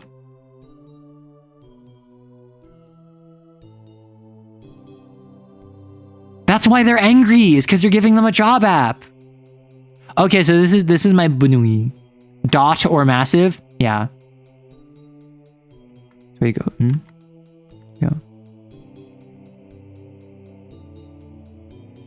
No, I think that you only see the one ear. So you like this?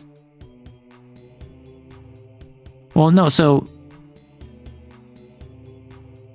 Are they floppy-eared? I don't even know, dog. This is my bunui. They have the chest floof. They have the little stomper legs. They have the angry expression. I've never had bunui, but I did house sit for someone who did. And she was a little thumper. Will the rescued exos help on the final fight against Snake, or are they too far gone and need to be contained? That is something I have not decided on yet. I think what it's going to be is I'm going to have, based on the investigation area, one exo out and about doing their quote-unquote training, and it will probably be Faust. It might be Acme. My player really connected with Acme. Cell really said they liked Acme because Acme was so like happy-go-lucky. So I would need to figure out what sin Acme would have and how that is being trained to be an idol. And I think what it is that it's they would encounter the MIXO and the XO would, oh yeah, like let me bring you back. Let me bring you directly towards the rest of the other XOs. And I think that my player won't trust it. And they'll be like, oh yeah, like, no, it's been great. And then it's like, no, they're clearly under the cult. Like, we can't trust them. And I'm gonna make it not that like they're aggressive or they're angry or they wanted to get in a fight. They're like, oh no, actually, we've all been looking for you. We were hoping you'd come. Just follow me and I can bring you back to the others. This smells like a trap. And then it's like, are they lying? It's like, no, they seem genuinely interested in bringing you back to the others. So they can force us into the cult, I bet. The real killer. I mentioned this before. The real killer is going to be when Mix sees the Valentines.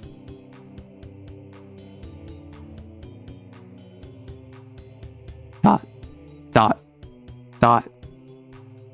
She's distorted, where all she cares about now is upholding the Valentines. Well, that's not that great. That's not that great at all. Hey, Azu. The chest floof is an excellent detail. Thank you. Yeah, I don't consider myself an artist by any means. I don't consider myself someone who draws. I've had multiple people shocked that I have been using mouse plus keyboard for this for the past couple of years. I don't have a tablet. Honestly, I don't know how much use I would get out of one. Like, yes, on streams, I could, instead of writing with a mouse, I could write with my actual handwriting, which at this point, given that I've been writing with a mouse consistently for like 2 years, and I don't really write by hand much anymore, my handwriting is probably worse than this. I have never had particularly beautiful writing. Do they not teach cursive anymore? I've heard this. I've heard this for years now. Do they not teach cursive in school anymore? I remember I had cursive lessons. I had lessons in school in like 4th and 5th grade where I did write in cursive and I did like do sentence structure in cursive and I had to learn all the letters and how they combine. I've heard they don't do cursive anymore. I don't know. I've heard that. Also, Azu, did you just drop a member? Thank you. And if you didn't, oh well. I'm still going to thank you for showing up. Yeah, so apparently they don't teach cursive anymore is what I've heard. Well, thank you very much. Generally, my alerts should pop up with that. I have it set up that anytime someone members, it goes, boom.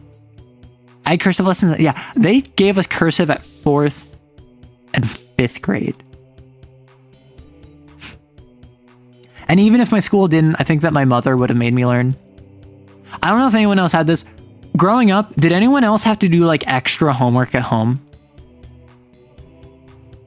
Like, particularly in elementary school, my mother made me do extra homework that was not assigned by the school, and I had to do like multiplication tables and like math tables and speed trials where I would get like 100 questions and I had to do them in like 2 minutes, or like I had to do 100 questions in 100 seconds, and like I got no reward for it. It wasn't like, oh, if you get 100 out of 100 you get a special prize. It was like literally just like, no, I'm just making you do this. Yeah, Kaza. I was told cursive would be super important in college by super stodgy grade school teachers, and then in college my professors auto-failed anything handwritten, which as a professor, I don't know if I'd auto-fail. I certainly wouldn't want to grade that. My mother made us read more books, but no extra homework. I remember cursive in 5th grade. Mom bought me a fountain pen. Okay, I do not write with pens. I do not write with pencils even much, but when I do write, I prefer to write with pencils. I've seen fountain pens, and like multiple times now, I have wanted to buy a fountain pen, and I have no use for it. But I think it would be so cool to have like a really nice fountain pen, or like an ink stamp setup where I could like stamp things with an official seal. Like, okay, you know how so many, well, actually, I don't know if you do know this, in VTubing, very popular VTubers will often do like signings of like their merch or whatever. And so they might be like, hey, we're going to run the special program. If you support this Patreon at like the $10 and up, we will sign you a signed postcard this month. And then like 500 people do it. So a VTuber has to write 500, like sign 500 cards. And I think it'd be really funny if I got like a custom stamp and I got like a really nice like ink set. And I'm just like, okay, you wanted this? Fa-dunk, fa-dunk, fa-dunk. And I just like stamp 500 times. And I don't like sign it. I don't write it in cursive. I don't do anything cute or a special note. It's like, thank you for your contribution. Thank you for your contribution. Thank you for your contribution. Like, it's the most like rote, cold, like you like your contribution is acknowledged. But I feel like that would be so funny.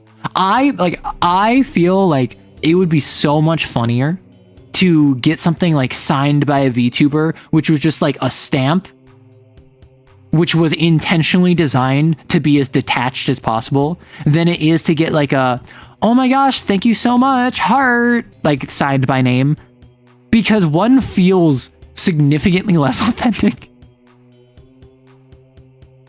Darn graphs are cursed. I have to resist the urge constantly. It would be a good bit.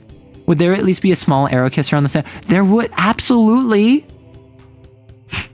Like, okay. Would it be circular? So would it be circular? Or would it be like square? I feel like circular. And I feel like your contribution is acknowledged. And it's like a little arrow kisser in the center. Right? Well, like it has it's like a coin, basically.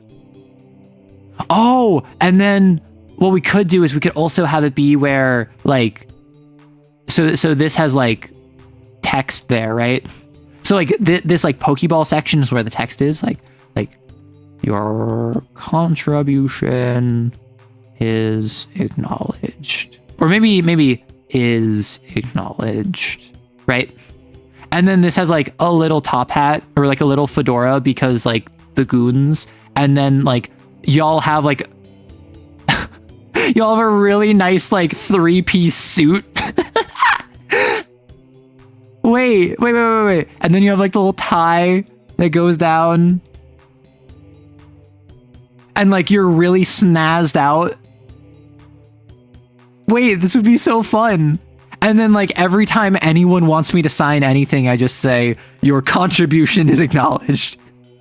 Like, this would be so, like, obviously, this would require less effort on my part if I was to, like, have to sign 500 cards. Like, obviously, signing, like, arrow writes, maybe arrow writes with a heart, or arrow writes with a little tilde, or arrow writes with whatever. Like, that would be more effort, and therefore, it would mean, even if I'm doing, like, 500 of them, it's still special.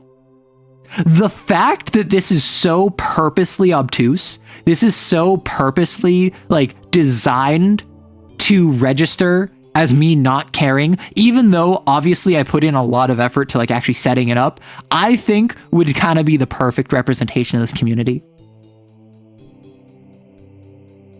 Arrow Rights has been informed of your contribution.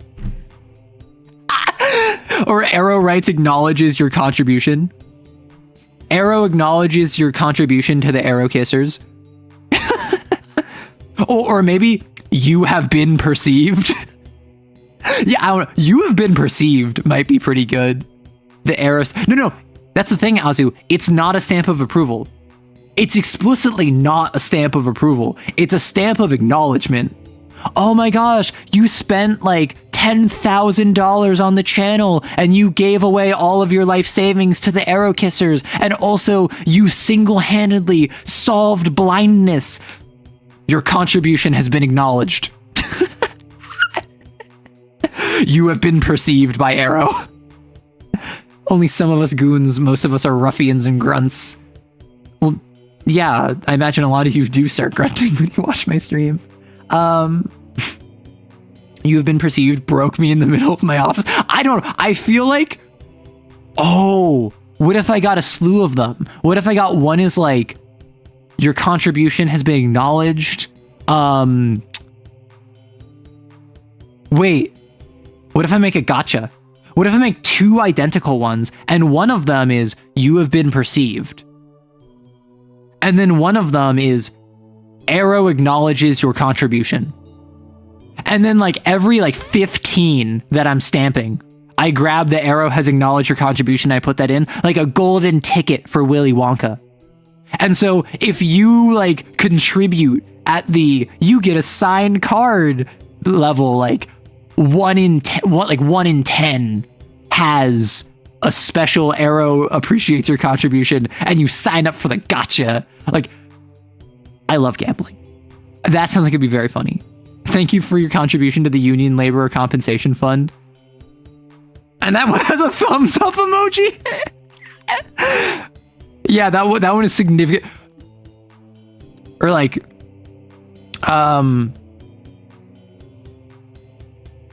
or so what we do is, so it's like that, right? And it's like, Arrow has wait, so what I want it to be is like,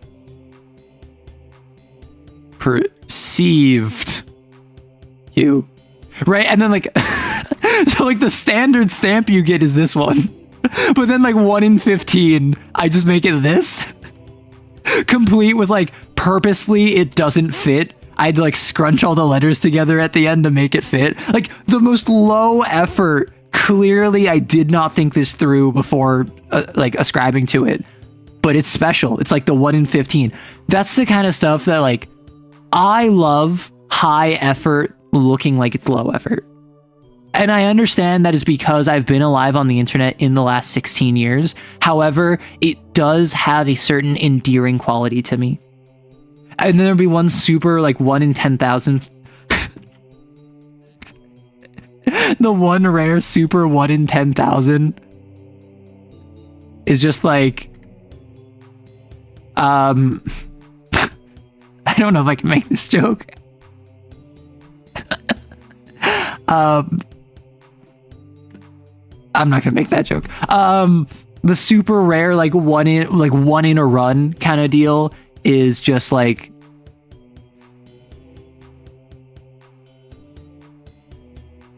and then I just list my links. It's just follow me.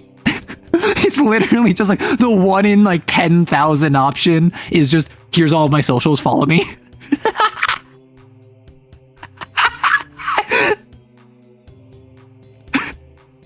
I don't know. I feel, genuinely, if I got to the point where I'm signing like 500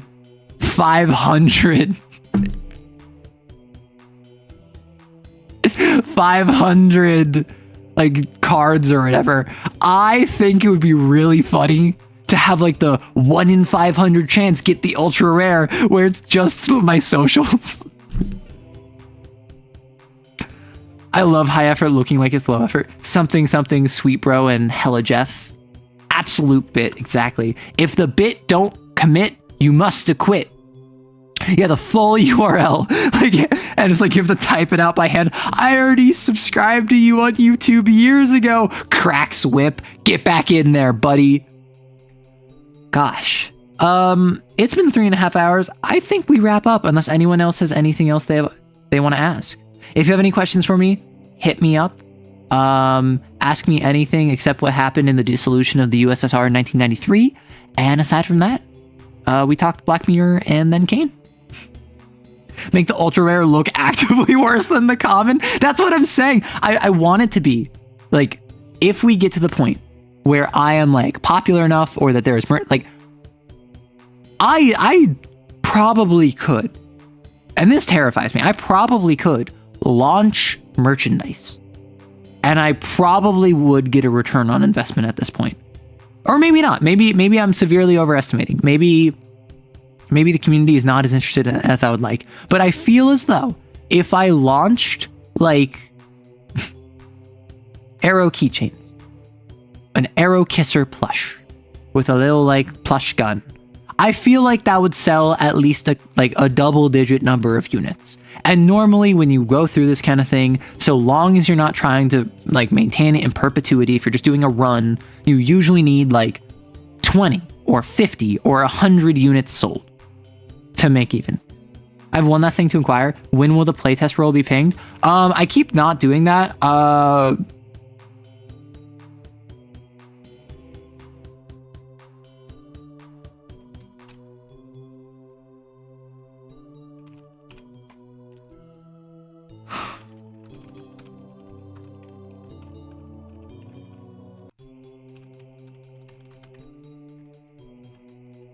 Let me just... I'm going to add it right now. I'm literally just going to go over to...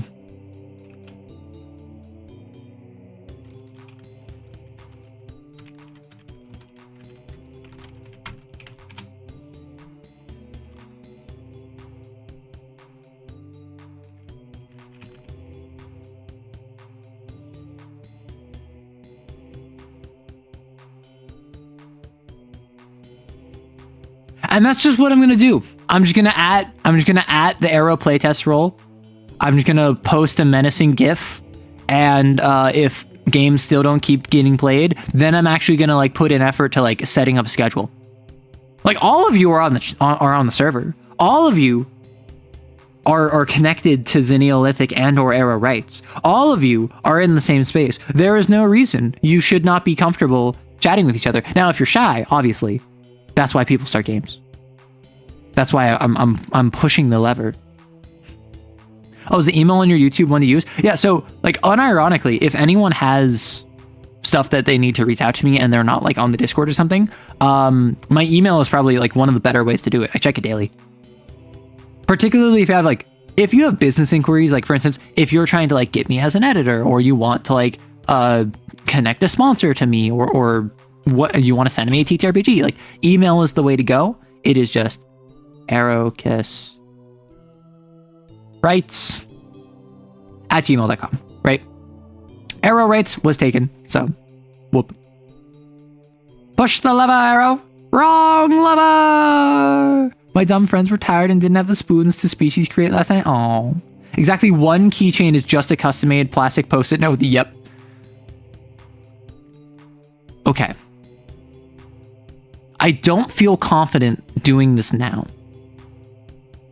Fast forward in the future. We grow the channel significantly. We're at the point where significantly more people are watching and significantly more people are being weirdos who will buy anything. Just like you are right now. I make an entire run where I say, this is the low effort run. Sorry, I'm just really overwhelmed right now. Can I exploit you for profit, please? And then I just make it like the most like nonsensical like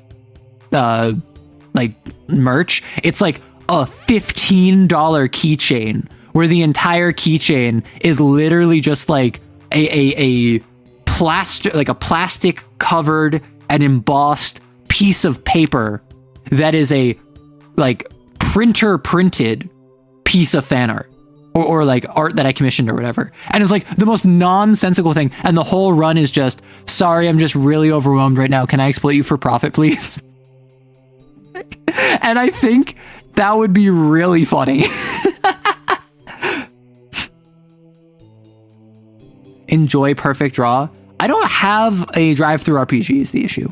So I think I need a drive-through RPG to be gifted via drive-through RPG. And if you are insinuating that you would get me something that is not a legally acquired copy, that would be a situation where I can't do that. I'm sorry. I haven't checked my email. What the frick? What the hecky? I've been gifted on itch. Thank you, Raxus. So now what I can do, I can make Perfect Draw content. I did not realize itch let me. That opens doors. Thank you so much, though. I appreciate it genuinely. I guess I'm making Perfect Draw content. Not this upcoming week though. Tomorrow I'm going to program and make a Lancer video. Sunday is a voiceover. Next week should be a girl frame video unless I am too busy, and then I can make Perfect Draw after. You have Uno. Oh no. Anyway, can there be a shirt where "Can I exploit you for profit, please?" written in lazy handwriting? Would you actually wear that is the issue? Like a lot of this funny stuff, a lot of this like silly stuff that I come up with should not make it past the brainstorming phase. These are inside thoughts. These should not be broadcast. These should stay on the inside of you. And I feel like can I exploit you for profit, please? I feel like that's not funny enough that enough people who don't like get the joke would want it. You know, that's what I think of when I think of merch. And I'm not the person to ask. I don't buy merch. I have properties that I love, that I see things that they sell that I think I would like genuinely enjoy, that I don't buy because, listen, I'm feeling really overwhelmed. Can I just exploit you for profit, please? Like, I can't afford that. I would wear a "This is my shirt" shirt. Wait. You know those like couple shirts where it's just like his, hers. How could we do something funny with this where you only have one of them? Like what's an obvious like his, hers dichotomy where you have two of them, but we just ignore half of it. And everyone is just like, wait, what? Like, where's your other half? Or like, I mean, like, it could be like a thing one, thing two kind of deal. Mine pointing up.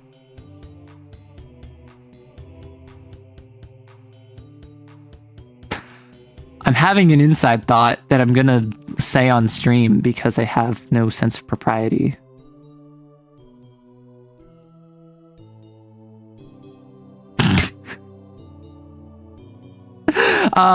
Who would wear this? And then it is revealed that you are simply an arrow kisser.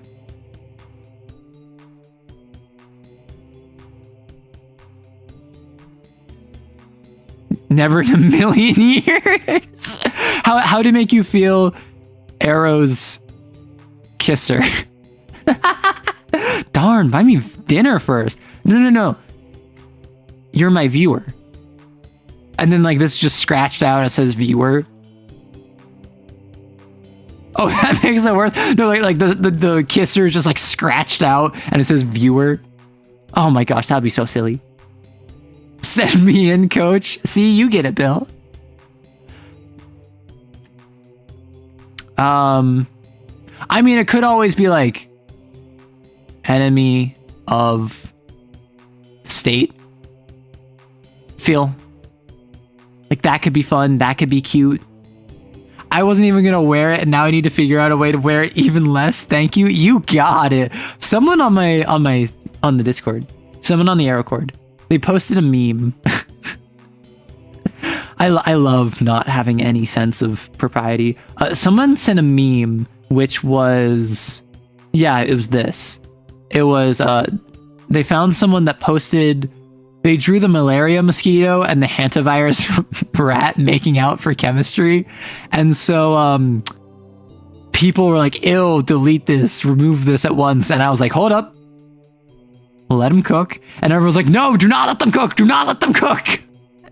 So, I'm just not fazed by this at this rate. Like, at this point, I just can't be fussed. If this is what you do in your spare time, who does this belong to? I'm everyone. Yeah, I do like inflicting psychic damage. That is a big hobby of mine. Like, listen, psychic damage in the streets, poison damage in the sheets, the way you be going, ooh.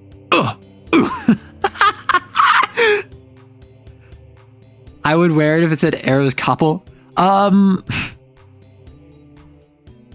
So, like, I know this is considered cringe. This is very, like, Reddit neckbeard. But, like, what if we, like, release a line of fedoras? Where it has, like, it's black, but it has like a yellow like ribbon around it, and like maybe it has like a little arrow kisser on the front. But I think that like just the subtlety of like a black fedora that has just a yellow, like a gold strip around it, I think that would be fun. Although I do know that many people would rather be shot than wear a fedora, which fair. Arrow, I like to hurt people. Rhodes, inflicting psychic damage is a hobby of mine. Listen, yesterday I continued having another session with my player, and I think I said I like to hurt you. I think it said your pain is so good. I think I said something along the lines of I enjoy making you suffer, and like I was just like basically reveling in causing pain to my player, and my player was into it. So like all of it was fine. I enjoy twisting the knife, as it were. That's really what it is. I enjoy twisting the knife. I'm not one to stab you. I'm simply one to twist it when it's in there, and I'm not to twist it like back and forth back. No, I'm gonna like helicopter this. Yeah, all parties consented to me hurting them. You're currently reveling in causing pain. Yeah. That's. I'm gonna keep my mouth shut. I'm not gonna continue down this train of thought because I feel like people are gonna be silly about it. Nearly 4 hours. We did our Black Paradox review. I'm very happy about that. Talked about Kane. Talked about TTRPGs. Talked about the leg thing. Talked about causing people pain. I'm gonna hop off.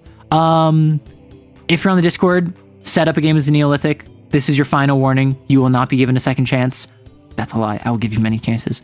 Tomorrow, programming, Lancer video.